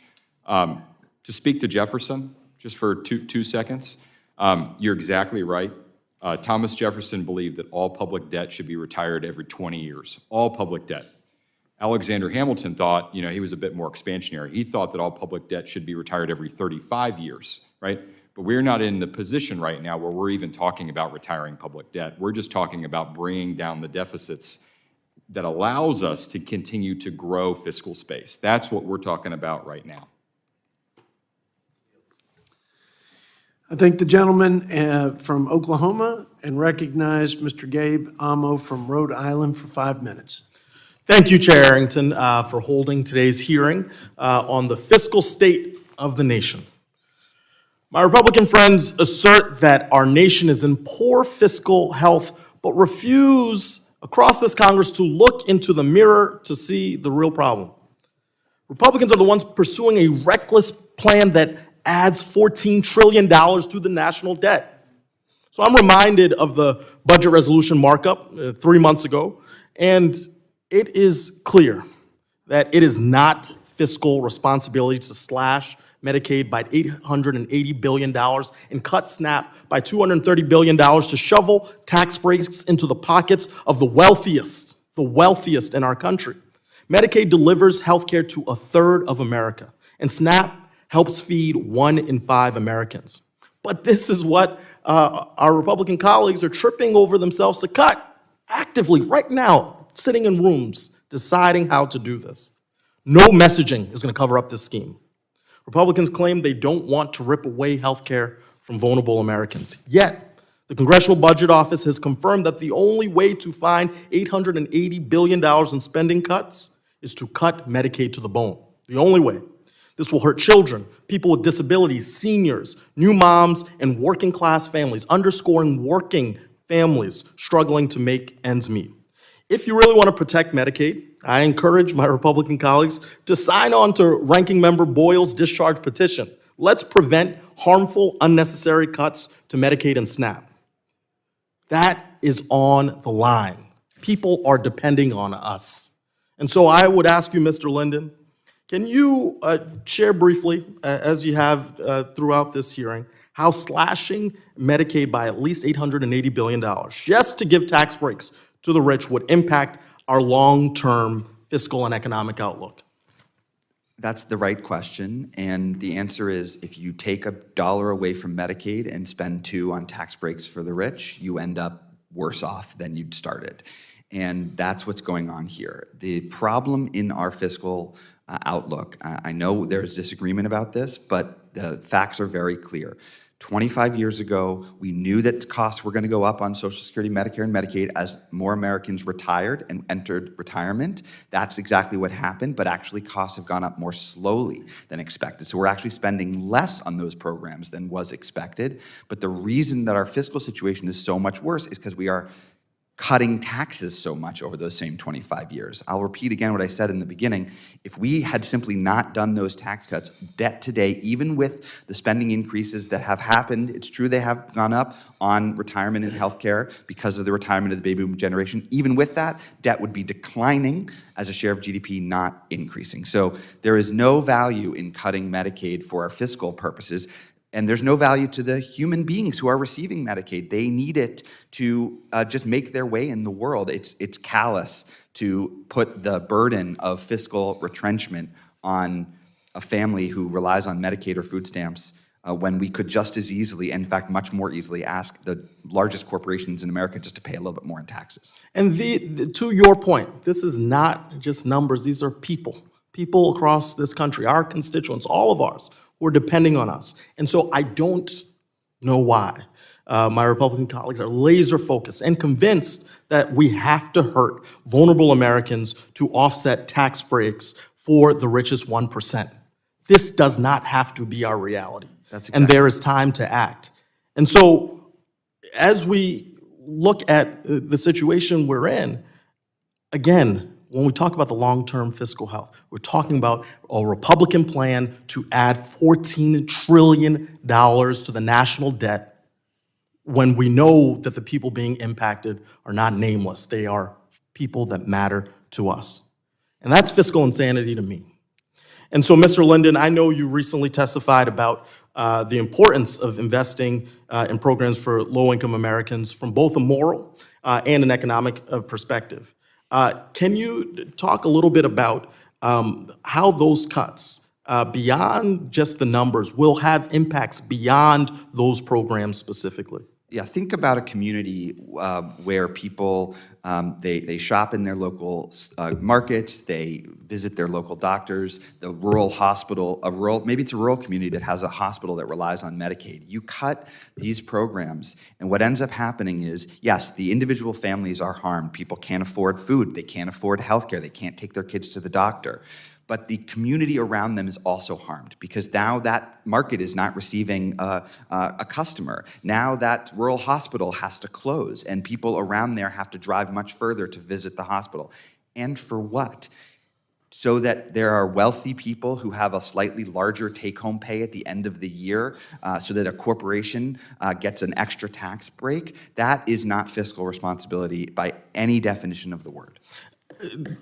My time has expired, but I want to end with this point. America first does not mean we put hardworking people last. And with that, I yield back my time. I thank the gentleman from Rhode Island and yield 5 minutes to the former Speaker of the House in North Carolina, Mr. Tim Moore. Thank you, Mr. Chairman, and I want to thank all the witnesses for your testimony today. and very thoughtful questions by all members of this committee. There's been a lot of good conversation today about the unsustainable national debt and the unbelievable amount we're spending right now on interest. As has been said by several folks, we're paying more in interest on the debt than we are to fund the entire military, which is just hard to believe. We actually had a little experience in my old job that the chairman referenced when we took the majority after 140 years of not being in the majority in our state. We inherited a state that was in debt to the federal government, that had record unemployment, that had runaway costs, whether it was the state share of Medicaid, you name it, all these things. And we made some significant reforms. One, we reduced taxes. Two, we cut regulations. And three, more people went back to work. When it came to the Medicaid budget, we reformed it from fee-for-service to outcome-based determinants, and as a result, got cost certainty in place, and guess what? Actually allowed more people to be covered and for better coverage to exist for those folks. And what I've seen for, as I've arrived in Washington, is for decades and decades and decades, is the inability, for whatever reason, to get a handle on just absolutely runaway spending and a fear of making meaningful reforms that frankly, many of which should be bipartisan, that all four witnesses there and every single one of us in here, frankly, ought to be able to agree upon. And what I see, with all due respect from my friends from the other side of from the Democratic side of the aisle, is that any notion of trying to improve efficiencies in Medicaid is immediately attacked as being some sort of cut. Well, it's not. I mean, if you can find ways to reduce inherent waste and fraud and abuse, why not do that? And we know there are states in the country that are doing that. I think, in fact, California, I don't know if any members from California are here right now, but California goes beyond covering health care, and I think is actually covering like housing and other things that were never intended to be a part of Medicaid. And so these are expenses that have run it up. And what's happened is it's made the care for those who truly need it unavailable. You look for, I mean, Medicaid was designed for folks who were impoverished and unable, and because of circumstances, because of disability or a dependent child or other conditions, unable to provide for their health care. And now we see a time where you have folks who are wanting to push for coverage for illegal immigrants who aren't even supposed to be here, want to push for coverage for folks who are able-bodied, and aren't asking for just simple safeguards in place to make sure that folks qualify. And so I think some of the answers should be easy and frankly should be bipartisan. And I gotta compliment Chairman Arrington. I mean, these are some of the common sense reforms that are being talked about that at the end of the day will allow those who need access to health care to have it, and to have it better than they do under the current system. And I think we all ought to agree that it's ridiculous the amount of debt, the amount of our tax dollars that could be used to provide services or whatever else are going toward interest. It's unsustainable. The numbers don't work. And I do have a question for Mr. Schneider. I'll just simply say, and I appreciate your testimony. I really all the testimony. But if we fail to take action immediately on the deficit spending, how is this soaring national debt going to impact investment in other areas such as infrastructure, education, health care, which was just referenced, as well as defense? Yes, from a market perspective, I think what investors are looking for is demonstrating credibility, any ability to solve the problem, to change the trajectory of deficits. So last year, the deficit was 6.4% of GDP. If you just extended the tax cuts and did no other savings whatsoever, by the end of Trump's term, there would be about 7.5% of GDP. So they want to see, markets would like to see some commitment to lowering the deficits and the actual ability of Republicans to cut spending. So in the event that you do see increases in interest rates, concerned in the market about the trajectory of the debt and deficits, it's going to crowd out private investment. That's going to make it harder to buy a house. It's harder to conduct business. It will reduce economic growth. I have a few seconds left, but the question would take longer to ask than that. So in respect to the committee, Mr. Chairman, I yield the balance. Thank you. I thank the gentleman and recognize Mr. Garvey, Morgan Garvey from the Commonwealth of Kentucky for 5 minutes. Thank you, Mr. Chairman. Appreciate that. And appreciate Representative Moore talking about the state legislature. You know, I've been in Washington a few years now, but I spent 10 years in the state Senate in Kentucky, and I'm a state legislator at heart. State legislators can't run deficits. They have to pass balanced budgets. It's not just Mr. Moore, it's 13 of my Republican colleagues on this committee served in their state government. So I know they understand what responsible budgeting looks like, even if they're now pretending to suffer from budgetary amnesia. Because this is the most unbalanced budget in American history. It runs up the deficit, the debt, and takes a chainsaw to basic services for kids and seniors. If you don't believe me, listen to Republican Representative Thomas Massey. He's at least willing to stand up and admit this budget adds hundreds of billions of dollars to the deficit every year. This is not partisan. This is math. In the revenue column, you have $7 trillion in tax cuts. In the spending column, you've only got $1.5 trillion in spending cuts.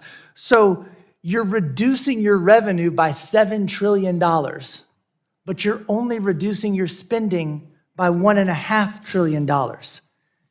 Even my kindergartner knows those numbers don't add up.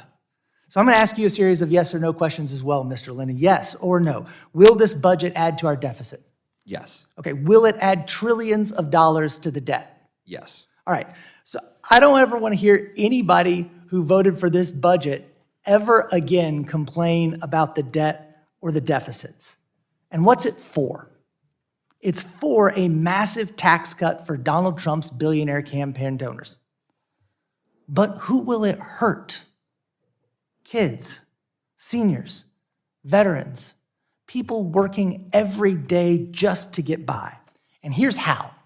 See, the Republicans instructed the Energy and Commerce Committee to cut $880 billion in spending. But when you look at the Energy and Commerce Committee, they oversee energy, they oversee commerce, but they oversee Medicaid and Medicare. If you take out everything else they spend money on, their mandatory spending, that's about $135 billion in eligible spending. $880 billion in cuts. You take out Medicaid and Medicare, you only have $135 billion you can cut. They zero that out, you still have about $700 billion in cuts to Medicaid. They swear they're not touching Medicare, so that only leaves Medicaid. Now, I know, we've heard waste, fraud, and abuse in Medicaid. You know what? I agree. Let's get rid of it. Get rid of all of it. I will help you. Every dollar we get rid of that is wasted or is fraudulent in Medicaid can go to someone who needs it. So now that we've gotten rid of the waste, fraud, and abuse, where are you going to come up with the other hundreds of billions of dollars in cuts? There's only one option. It is taking health care away from people who use Medicaid. People like the 30 million children, the 8 million disabled Americans, the 7 million seniors, even 10% of our veterans participate in the Medicaid program. It's going to hurt people like my constituent, June. June is a 10-year-old. She's a 10-year-old with quadriplegic cerebral palsy, the most serious form of the disease. She's wheelchair bound. She's epileptic. She has visual and hearing impairments. She requires 24/7 care. I met June and her mom, Meg, at a Medicaid town hall in my district just last month. Medicaid provides June with a therapist for PT, for OT, for speech therapy. It allows her to live at home and get care at home from not just trained professionals, but from a mother who loves her and is the only person who can make her smile. Right? She's medically fragile. She had 3 surgeries last week. Her mother's worked 4 jobs, but nobody can afford care like this. She's covered by Medicaid. Now it's on the chopping block. And Republicans refuse to craft a sensible budget, but state legislators still have to. So if these cuts go through, a state like mine is going to be devastated. It'll blow a massive hole in Kentucky's budget, leaving people like June without insurance. She's just a kid. She likes her brothers when they're silly. She likes her dog. She likes YouTube and Chaperone just like my daughter does. And she deserves better than this budget. I yield back. I thank the gentleman and recognize my friend from the great state of Texas, Mr. Brandon Gill. Thank you, Mr. Chairman, and thank you for your leadership for fiscal discipline in the House and through this entire reconciliation process. It really has been incredible. It's a little entertaining to hear my colleagues on the other side of the aisle talk about fiscal discipline whenever they've never seen a foreign country they don't want to shower American tax dollars with. They've never seen an illegal alien that they don't want to give amnesty and welfare to. They've never seen a left-wing organization that they don't want to launder our tax dollars to. The only area they can ever agree on cutting is whenever the goal is to tear down our military. And now all of a sudden they are the fiscal hawks of the House. It's really, really rich. But I'd like to talk about something else here. Again, thank you, Chairman Arrington. Mr. Winfree, thank you for being here and for taking the time and for your advice throughout this process. But I'd like to ask you about repealing the Inflation Reduction Act. Do you think that that's an efficient way to cut government spending? I do, yes. Could you tell us a little bit about how much we might be able to save and where some of those areas are? Some estimates put the IRA subsidies in the ballpark of $700 to $800 billion over 10 years. Got it. And how might this give us perhaps the flexibility to help pass President Trump's agenda through reconciliation? Well, rather than targeted subsidies to businesses, it would allow the tax cuts to be even lower than they otherwise would be. So you're not picking winners and losers. You're rather allowing people to do what they want with their own money. Right, that's right. And we've seen the Biden administration launder billions of dollars through EV charging stations and other kinds of green energy scams. Even after they've been proven to be wildly ineffective, we spent billions of dollars. Come to find out years later, they hadn't built a single charger. And yet the Biden administration continued to pour more and more money into EV charging stations. We spent $521 million in August of 2024 and $635 million in January following that. This is a ridiculous use of taxpayer monies. Do you think that we should continue any of these programs? You know, I wouldn't. But that, again, that's because I don't think that the government should be picking winners and losers with these subsidy programs. I think that we should trust people with their own resources. Got it. Do you think that they've been effective at lowering energy costs or emissions? No, it seems to me like they haven't been very effective at all in doing that. They haven't been effective in doing what they were intended to do, like building EV charging stations. Got it. And we've heard a lot of talk recently about potential rescission packages coming from the White House. Could you talk to us a little bit about the importance of a rescission package? Sure. Rescissions have been used throughout U.S. history, and they're incredibly important to the budget process, in part because it allows Congress to be involved with the government reorganization process, right? So there are things that get appropriated over time, and then Congress ends up collecting new information, and the president is often able to do the things that Congress requires them to do at lower cost, and the extra money should be clawed back. Right. I completely agree. The rescission package that's being contemplated now, of course, would defund parts of USAID, which I think the American people have been begging for, and to finally get rid of funding for Marxist news organizations like NPR and PBS, which is something we've been talking about for a very, very long time. I want to end with this question to you. We saw a recent budget proposal from the president. Would you explain to us sort of some of your thoughts on that? What you like to see in that budget? Well, just like the House Budget Committee, I think what the president is doing is he's laying out his set of trade-offs that he's making, and that's the exact right conversation that needs to be had with the executive branch and within Congress. And that's, I think, everybody on this panel wants to encourage more discussion over what some of these trade-offs are. My own views are probably more aligned with where the president's budget is than where some of my other colleagues on the panel might be. just because, having been President Trump's budget director, having served in the administration in several capacities, I've seen the bloat, especially on the domestic discretionary, that can get clawed back and that DOGE is finding. But ultimately, the president's budget is meant to kickstart this process, and you all should engage, and I would encourage you to do so. Thank you very much. And with that, Mr. Chairman, I yield back. I thank the gentleman and recognize the gentlelady, Ms. Stacy Plaskett from the Virgin Islands for 5 minutes. Thank you very much, Mr. Chair. And thank you to the witnesses that are here with us this afternoon. I've heard so many buzzwords this morning, government accountability, fiscal responsibility. One that I thought was really interesting was structural inequities, and then tying that to Medicaid funding. That was a very good one. But when we talk about what are these inequities and what are fiscal responsibilities, the thing that I really recognize the most is that this committee is charged with a budget. And most of us would think that our ideal budget would be to either reduce the debt or at least level it out. But that's not what we're doing. We are going to raise the debt by the budget that we have proposed here today. We're going to raise it because what we need to do is ensure that tax cuts become permanent for individuals who probably don't need tax cuts.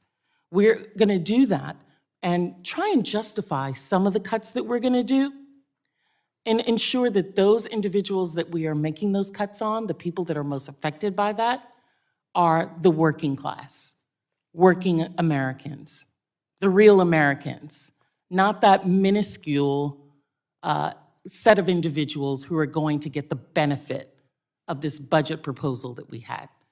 We are proposing $230 billion in cuts to food assistance programs, $330 billion in cuts to student aid, which means that, as many of us had been taught, that education was the key to having prosperity in America, that education is the roadway for one to be able to grow your family, to create stability. But we're going to cut that out for so many Americans because we think they should pull themselves up by their bootstraps. They should figure it out on their own. We're going to have, whether it's a $300 billion or an $880 billion cut to Medicaid, which is going to affect 80 million Americans. That's not fiscally responsible. Do you know why that's not fiscally responsible? Because the outgrowth of not taking care of those individuals is going to be uncompensated care at hospitals, which is going to cause many of the hospitals in rural America and other places to have to close. It's going to mean that doctors are not going to get paid. It's going to mean that many of our veterans are not going to get the support that they need. It means that the growing population of elders are not going to get the support that they need in senior citizens' homes as well. That's not fiscal responsibility. You know, you heard the phrase waste not, want not. We all talk about that. Well, in 2017, when we did the last tax cut, 40% of the reduction in the tax rate where there was a 40% reduction in tax rate to corporations under President Trump and the Republican-controlled Congress at that time. That has already cost us $1 trillion. That's a fact that has cost us $1 trillion. It didn't raise workers' wages or create new jobs. It did not do that. Because those individuals took that money and they pocketed for themselves. They may have invested into their company or research and development, but it did not raise the most thing that causes productivity in this country, and that's American workers. You know, I was in Europe in January when this president was inaugurated, and they couldn't understand why we were concerned about our economy because we had the largest GDP growth in the world, America's growth and prosperity is not from the rich. It's not from giving them a tax cut. It's from everyday Americans. It's from the woman in the Virgin Islands who works hard every day, but still doesn't have enough money, but at least has the understanding that her children, when they go to school, are gonna have breakfast and lunch, that she doesn't have to put out money for that because she's living on her whole family is living on $30,000 a year. That's what's happening in my district. And you're gonna strip that away. That mother also goes to a food pantry to have her lunch every day because she doesn't have what it takes to make ends meet. And she's working. She's working.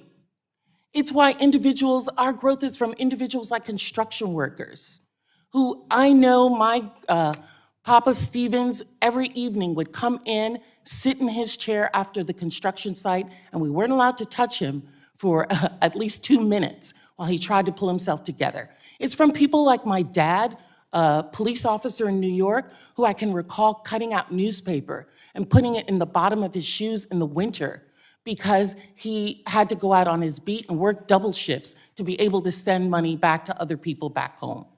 Those are what American growth comes from, not from giving money to wealthy, not raising the debt by $4 trillion is what we're gonna do. But this Congress is gonna do that. This Congress is gonna do that because you know what another saying is that we have in the Virgin Islands? When you find an ass, ride it. And that's what the president is doing with this Congress right now. He's riding us. I yield back. I thank the gentlelady and now yield to my friend from Minnesota, Ilhan Omar for 5. No, I'm not going to yield to you right now, Ms. Omar. I'm going to have to go to my Republican colleague who snuck in on me so we can have a fair and balanced presentation of. He can sneak I mean, back or out maybe and y'all- then come back and in after I speak. Are you saying he has your proxy to speak on your behalf or no? No. There was a hell no in that tone, but anyway. Okay, Mr. Stutzman, I apologize. The floor is yours. The great gentleman from the Hoosier State. I'm for way 5 down minutes. here, way down here on your left, Mr. Chairman, so I'm glad you're in the chairman's seat to the right. I've got to just comment and respond to the gentlelady's comments regarding the debt increase. How else would we keep the promises to Social Security retirees? How else would we keep the promises to Medicare recipients? We could raise taxes through the roof. We could kill the economy. You know what? I don't like voting for debt ceiling increases. I hate it. But the fact that we're doing the responsible thing in this case is should actually be applauded by the gentlelady from the other side of the aisle. So I guess that's a point. I know she's left now, but raising the debt, we're being blamed for raising the debt. At the same time, we want to be able to, of course, continue all of the benefits to Americans that the government has promised them. Thank you, gentlemen, for being here. And Mr. Winfree, thank you for some of your comments lately regarding even your experience on military spending. And that's where I think there's another difference between the other side of the aisle and ours. We're willing to look at the spending of what we think is important on military spending. Would you be willing just to share for the record, just real quickly, your experience back in, I think, 2018 roughly, when there was an ask for more increasing in spending in military? Yeah, so when I was the director of budget policy in the White House, we were trying to figure out what the administration's position was going to be ahead of the negotiation that became the Bipartisan Budget Act of 2018. And I called up my counterpart, the Deputy Secretary of Defense, and I said, how much money does the Defense Department need? Open-ended question. And he said, I have no idea. And I said, well, okay, if we roll back the sequester, then the base defense spending for that year would be about $603 billion. And he said, yeah, we could probably spend that. And I said, could you spend 620? And he said, no, we could not spend 620. And I said, could you spend $610 billion? And he said, we could probably find enough things to spend $610 billion on. Anyway, and we convinced the president that the frugal approach that year would be to go with the $603 billion. Well, fast forward a few weeks, the budget had already been printed, and the Secretary of Defense at the time, Secretary Mattis, had dinner with some folks from the defense industry where they convinced him that what we really needed that year was $643 billion. And he came in and talked to President Trump, and President Trump said, no, the decision's already been made. I'm going to stick with 603. And that year, Congress appropriated, I think, $624 billion in base defense spending. And, it taught me an important lesson, and that is that the folks who are benefiting, who are getting rich, regardless of what they're getting rich from, in the outside, are ultimately always going to lobby the federal government for more money. Yeah, no, thank you for sharing that, because I think that's important for both sides of the aisle to realize, is that the problem is on both sides.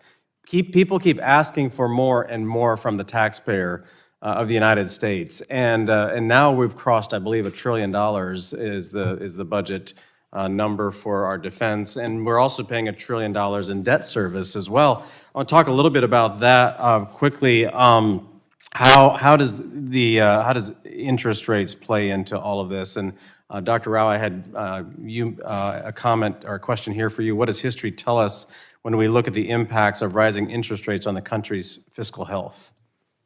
Thank you for the question, Representative Stutzman.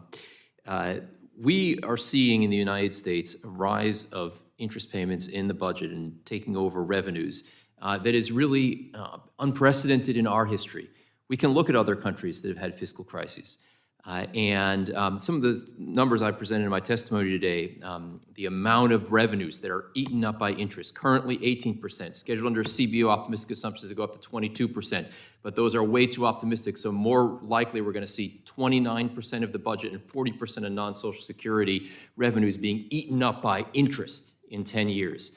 And you can look at other countries that have experienced fiscal crises, and we have crossed the boundary. I mean, really, most other countries that have surpassed, say, roughly 15% of revenue level, they go into fiscal crisis pretty quickly. We are enjoying our exorbitant privilege, the fact that the rest of the world likes to buy the US dollar, the Treasury bonds have been a safe haven.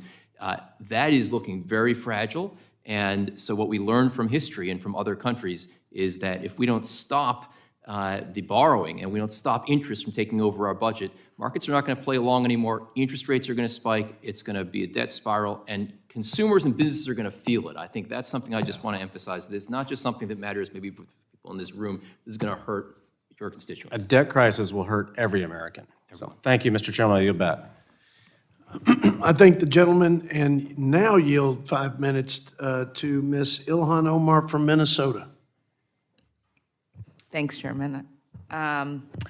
Every year we have this hearing where Republicans warn us about the dangers of spending while trying to avoid the revenue part of the equation. We are told that spending is the only problem, but apparently none of these concerns apply when it comes to the Pentagon and paying off military contractors. President Trump's budget request in the Congressional Republicans' reconciliation bill would bring military spending to a new all-time high of $1 trillion. And they are doing this while proposing a 23% cut to non-defense discretionary spending in the budget proposal. This means slashing education, healthcare, nutrition assistance across the board with both Trump's budget and the reconciliation bill. Mr. Linden, is there any precedent for giving a department that has never passed a full audit a blank check of this size? This would be the largest defense budget in nominal terms, yes, and in history. Do you think it makes any fiscal sense to increase military spending by this magnitude and in such an unchecked manner? I think that in an environment where we are being told that we don't have enough money to make sure that every American has basic health care, or that poor families have to give up their $6 a day in food benefits, or that there's not enough money to spend on cancer research or on housing vouchers, which are things that the president proposed eliminating. It's very hard to understand why we do have money to spend on tax breaks for rich people and corporations, and there's always more money to spend on defense, but there's not enough to go around for, an American who's just struggling to get by. Yeah, thank you. It doesn't really make any sense to me as well. And Mr. Winfree, I think you mentioned a little bit earlier that when you were at the White House in the first Trump presidency, that you were able to convince the president to not spend so much on defense. Why do you think there is just this interest right now to get us to this $1 trillion spend on the Pentagon? I'm no defense expert, so I'm probably the wrong person to ask. But I don't think that what the Pentagon is dealing with right now is a money issue. Some of it is a management issue. And I'm sure that they're trying to correct for what they see as problems with the management over at the Pentagon right now with the leadership change. Would you still advocate for us not spending $1 trillion? Oh, listen, I would cut the vast majority of the federal budget, including, I think that there's a lot to look at in the Pentagon. I actually think that, one of the budget process reform ideas that people have talked about in the past is a zero-based budgeting, a bottom-up budgeting, and literally asking, what are we spending money on and is it worth it? I mean, as a former legislator, I know everybody talked about this. Like that is kind of what we normally do, right? It is. Because we are required it's what to balance household- the budget, so we start over. But I am particularly interested in this conversation about the defense budget. And I would start this at the Pentagon. Yes, I think the Pentagon is a great place to start I'm wondering, because I'm assuming that you and I are not on the same side of the aisle. I'm wondering if you and I can agree on the fact that the defense budget should be looked at. Why is there never really an agreement on both sides to do so? What do you think is the obstacle there? I think that like I said, I think that there are a lot of forces from the outside who benefit from more government spending, right? And that's in the Pentagon's budget. It's also in the domestic budget. I bet this will surprise you. The highest paid healthcare insurance CEO in the country is a Medicaid managed care provider. The highest paid healthcare insurance CEO in the country. 100% of his revenue comes from the federal government. 88% of his beneficiaries are Medicaid recipients. Personally, I don't think people should be getting rich off of providing for national defense, and I also don't think that people should be getting rich off of the welfare.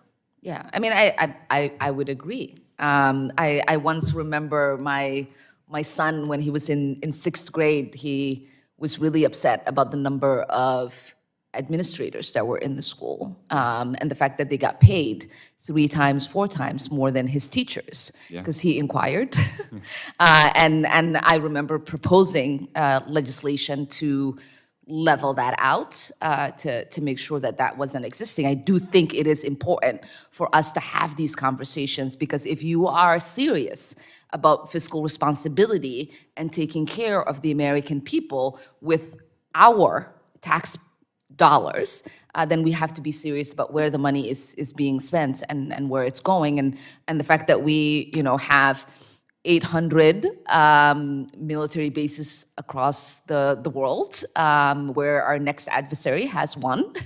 It makes no sense to me, because we continue to spend money on that. We continue to have our sons and daughters live abroad for many years away from their lives, the opportunities that they could have, for no reason, while you and I pay for it. And so these are, I think, really interesting conversations, and I'm glad we're having them. Thank you. I think the gentlelady, and if she would indulge me for a comment about defense spending, my last words to Secretary Hegseth was, we have to root out the waste at the Pentagon. We are not intellectually honest as Republicans who need help in restoring the mantle of fiscal responsibility by actually following through when we have the opportunity, like with reconciliation. And I agree with you, and I'm pleasant. And I would say, Chairman, I thank you for saying that. If you, I'm sure you visit our military bases, Yes, and you I have have a conversations with generals in command across the United States and abroad.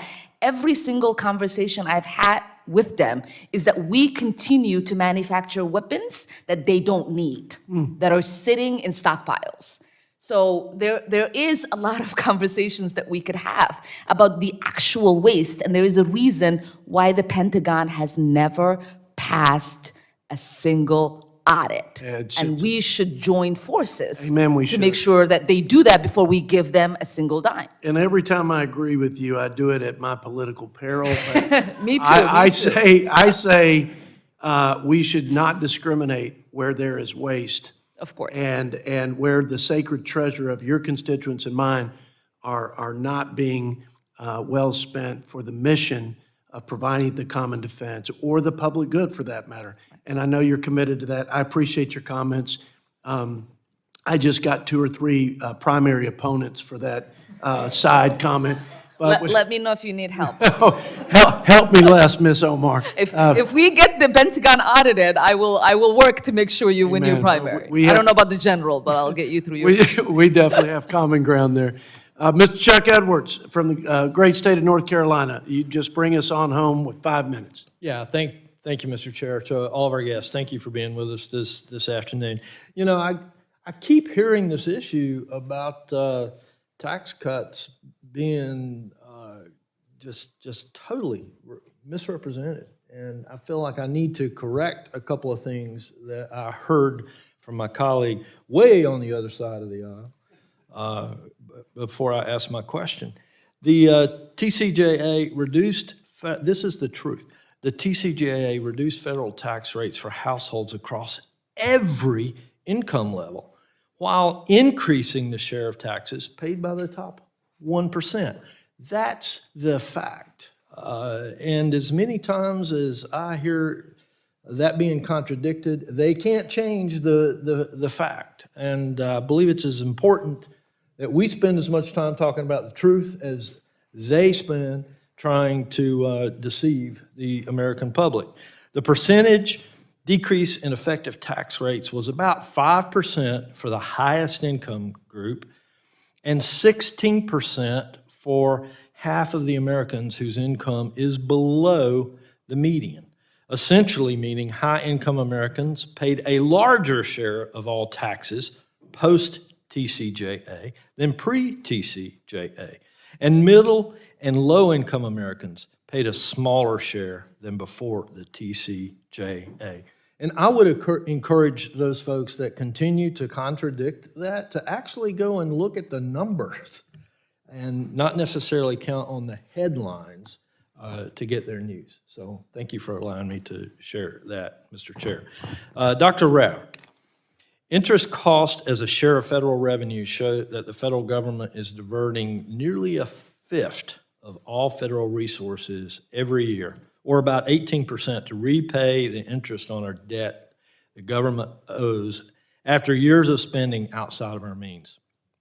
You estimate this share may rise to as high as 40% by 2035 and nearly 82% by 2054, depending on the interest rates. Based on your analysis, even modest increases in interest rates could dramatically worsen our fiscal outlook. Can you explain just how sensitive the federal budget is to interest rate changes and what this means for our future policymaking flexibility? Absolutely. Thank you for the question, Congressman Edwards. Well, it's highly sensitive, and I think what's also pretty disturbing to me is that the baseline assumptions under which the CBO is doing its projections are ones where the 10-year Treasury yield in 10 years would be only 3.8%. It's 4.3% now. They're predicting that rates are going to decline. And this is inconsistent with the signals that we get from markets. Forward rates, 10 years out, have rates higher, more than a percentage point higher, above 5%. So highly sensitive, and if we don't cut spending, it's going to be much worse. The bottom line is we've got to cut the spending to avoid interest payments from consuming the federal budget. What risks persist if our deficits continue to go on and high debt poses to inflation and monetary policy and independence? What does that really look like to Americans?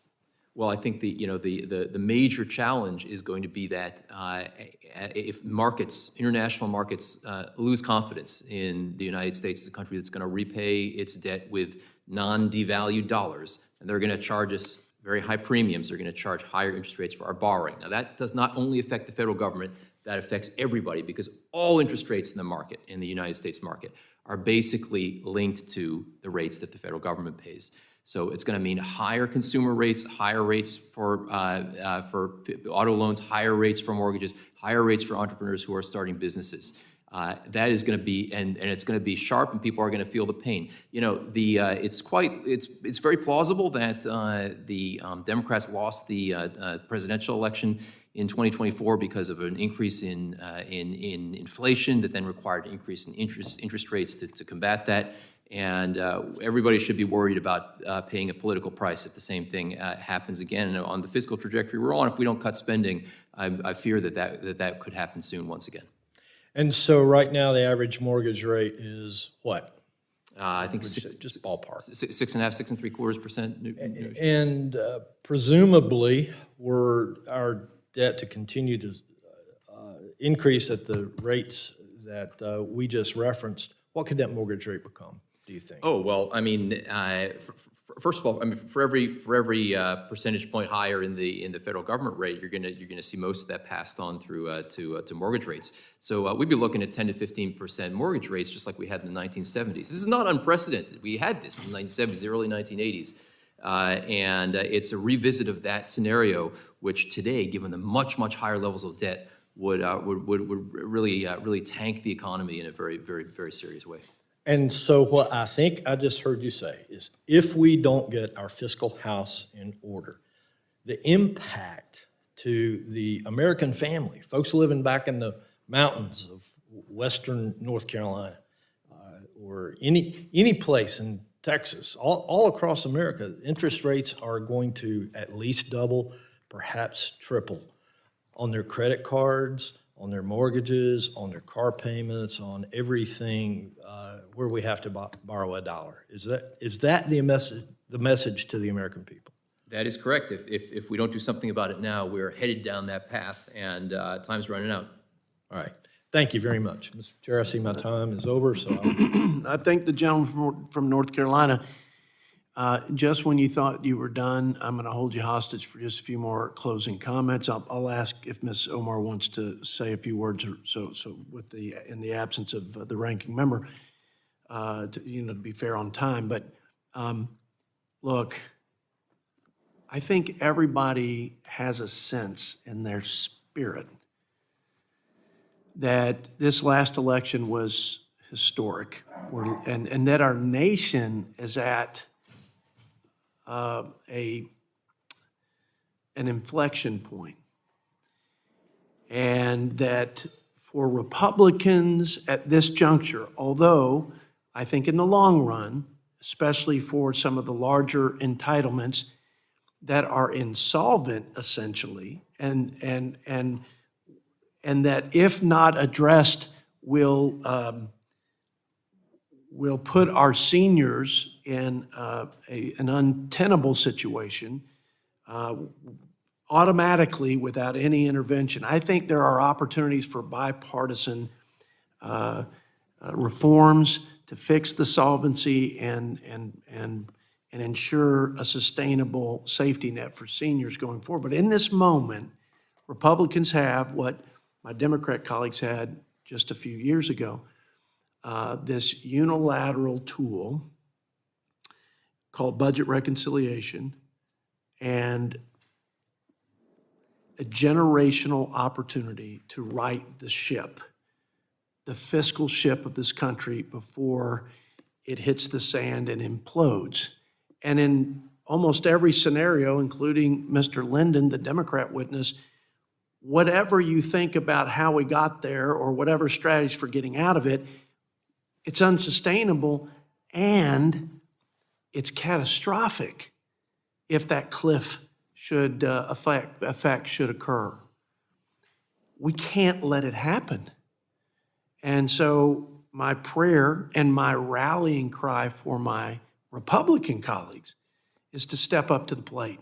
Live up to your principles and the values you espouse with respect to living within our means.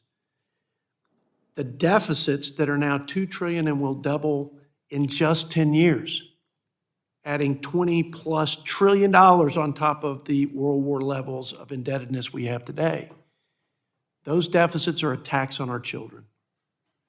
So while I'm game for pro-growth policies that will reignite growth, because our economic strength is our power base for our global leadership, no doubt. And we have to course correct on policies over the last 4 years, economic policies and unbridled spending that have failed to strengthen our economic future. But I am not game. I am not game. It's my Alamo. I will die on this hill of not adding a tax burden on the backs of our children such that we aren't willing to pay. That was George Washington's admonishment in his farewell address. I heard about Thomas Jefferson. Now, nobody quoted my favorite, James Madison, a public debt is a public curse.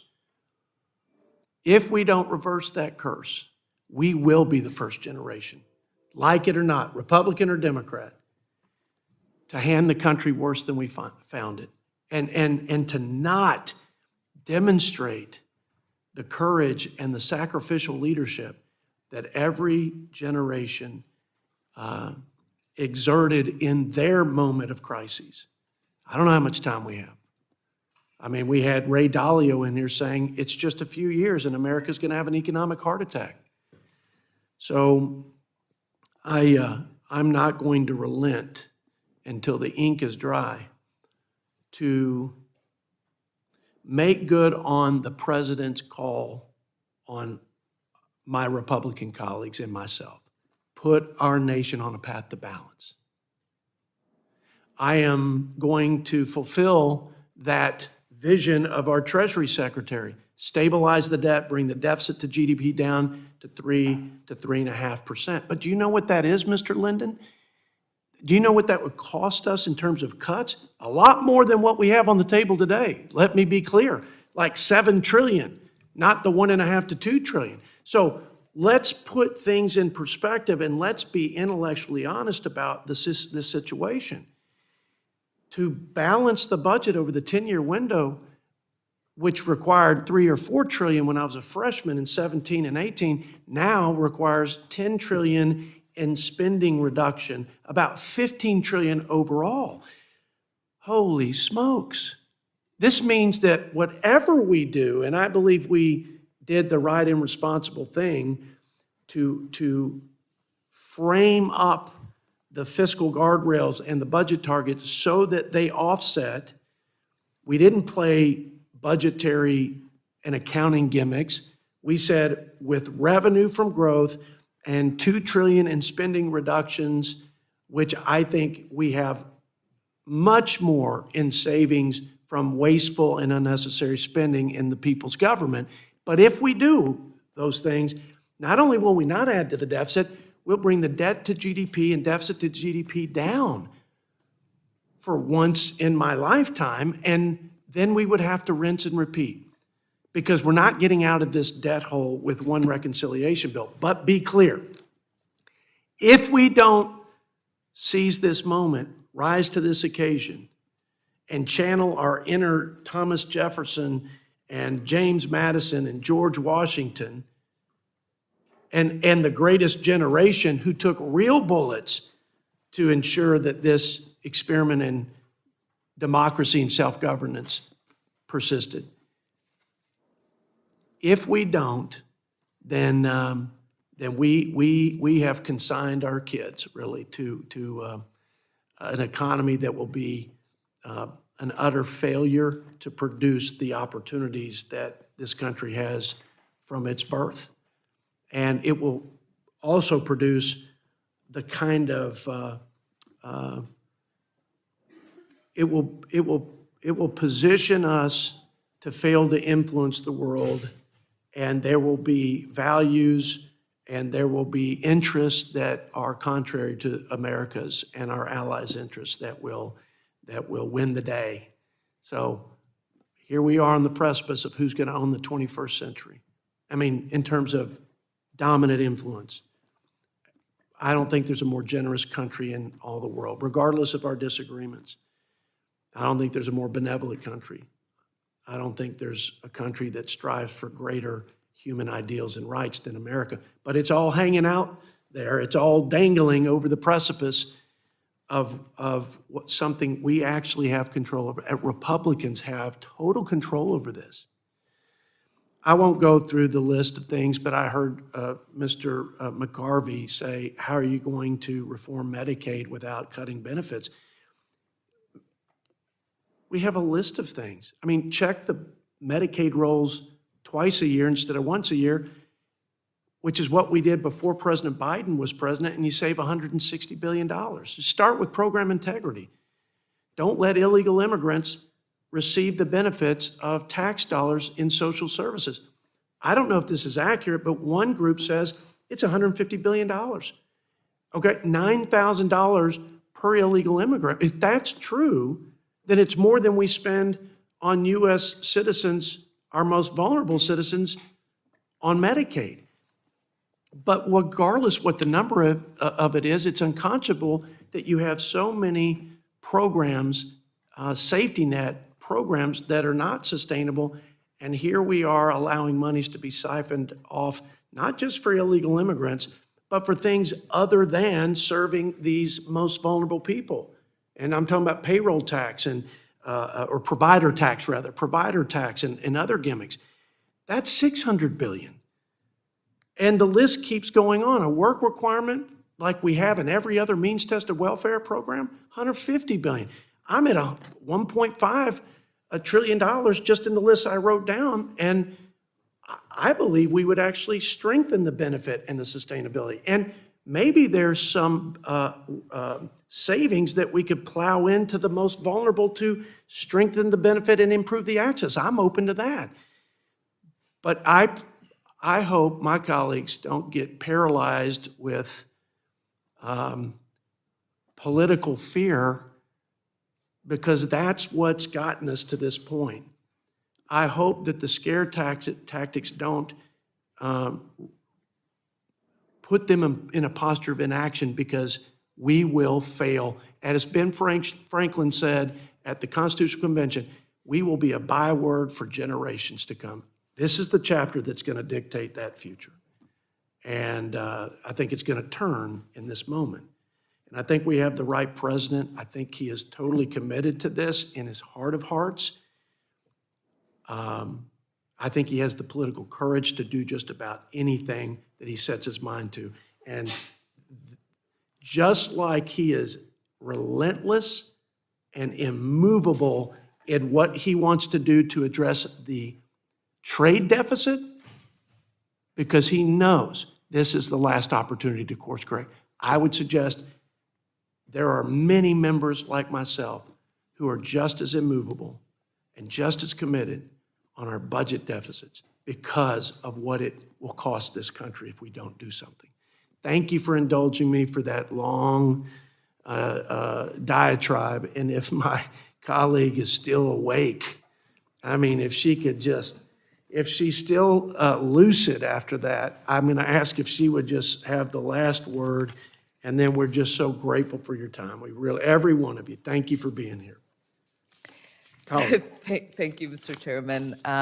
It was really beautiful listening to you talk about your aspirations for what you think is happening, which is a little bit out of touch with the reality of what is taking place. I would love for it to be true that we are not adding to the deficit with the proposals that you all have, but you are adding to the deficit.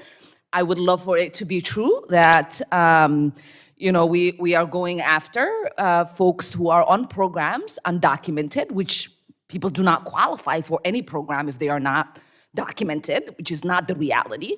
And most people are in these conversations on your side of the aisle, I think that you only qualify for anything if you are a citizen of this country. There are a lot of people who are in America with documentation, who are to be here, who work, who contribute, who are taxpayers themselves, paying into programs. I was a legal resident for 5 years before I became a citizen, paid into the system. And so obviously I deserve the same right as everyone else who paid into the system to be able to benefit from the system I am paying into.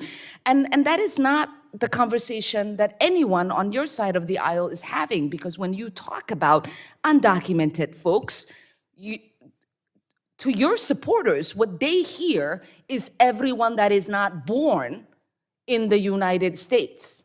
That is why they are looking at people who look like me and others and saying maybe they should get deported, because to them, if they don't look like you, Chairman, they don't deserve to be in the United States. They don't deserve to be receiving any benefits, regardless of whether they pay into it or not.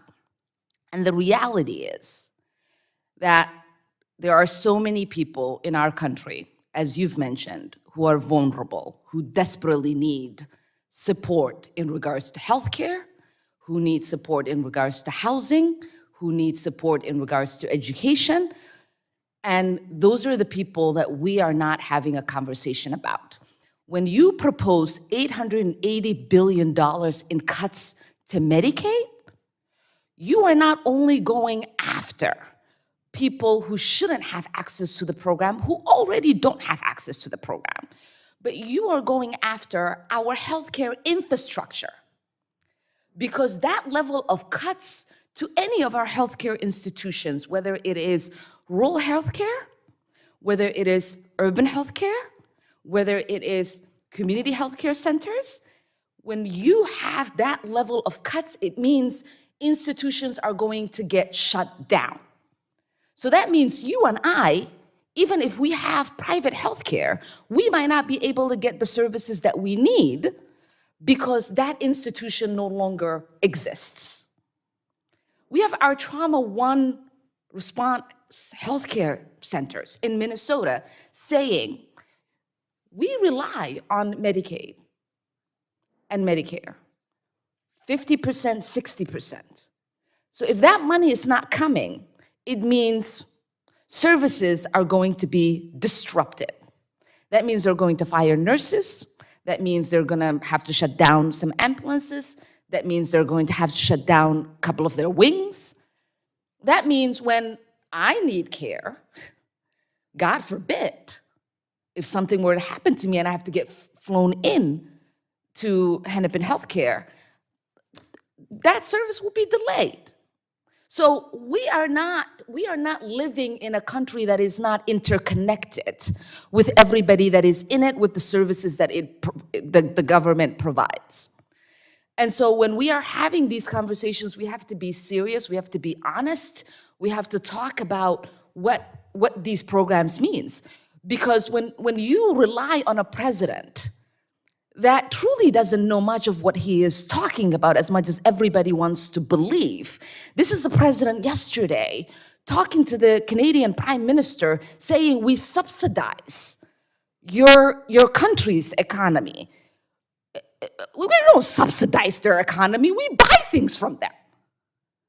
Buying cars from them, buying steel from them, it's not subsidizing them, it's things we need in order to produce the things we need. In Minnesota, we have $22 billion trade with Canada. So this is, you can't take him seriously. He started a trade war that is impacting every one of us in all of our different capacities. And to say we trust and believe in him, or there's anything historic about his election, when every other president that's gotten elected has won with more percentage in advantage to his opponent, it's as much as I respect you, it's silly.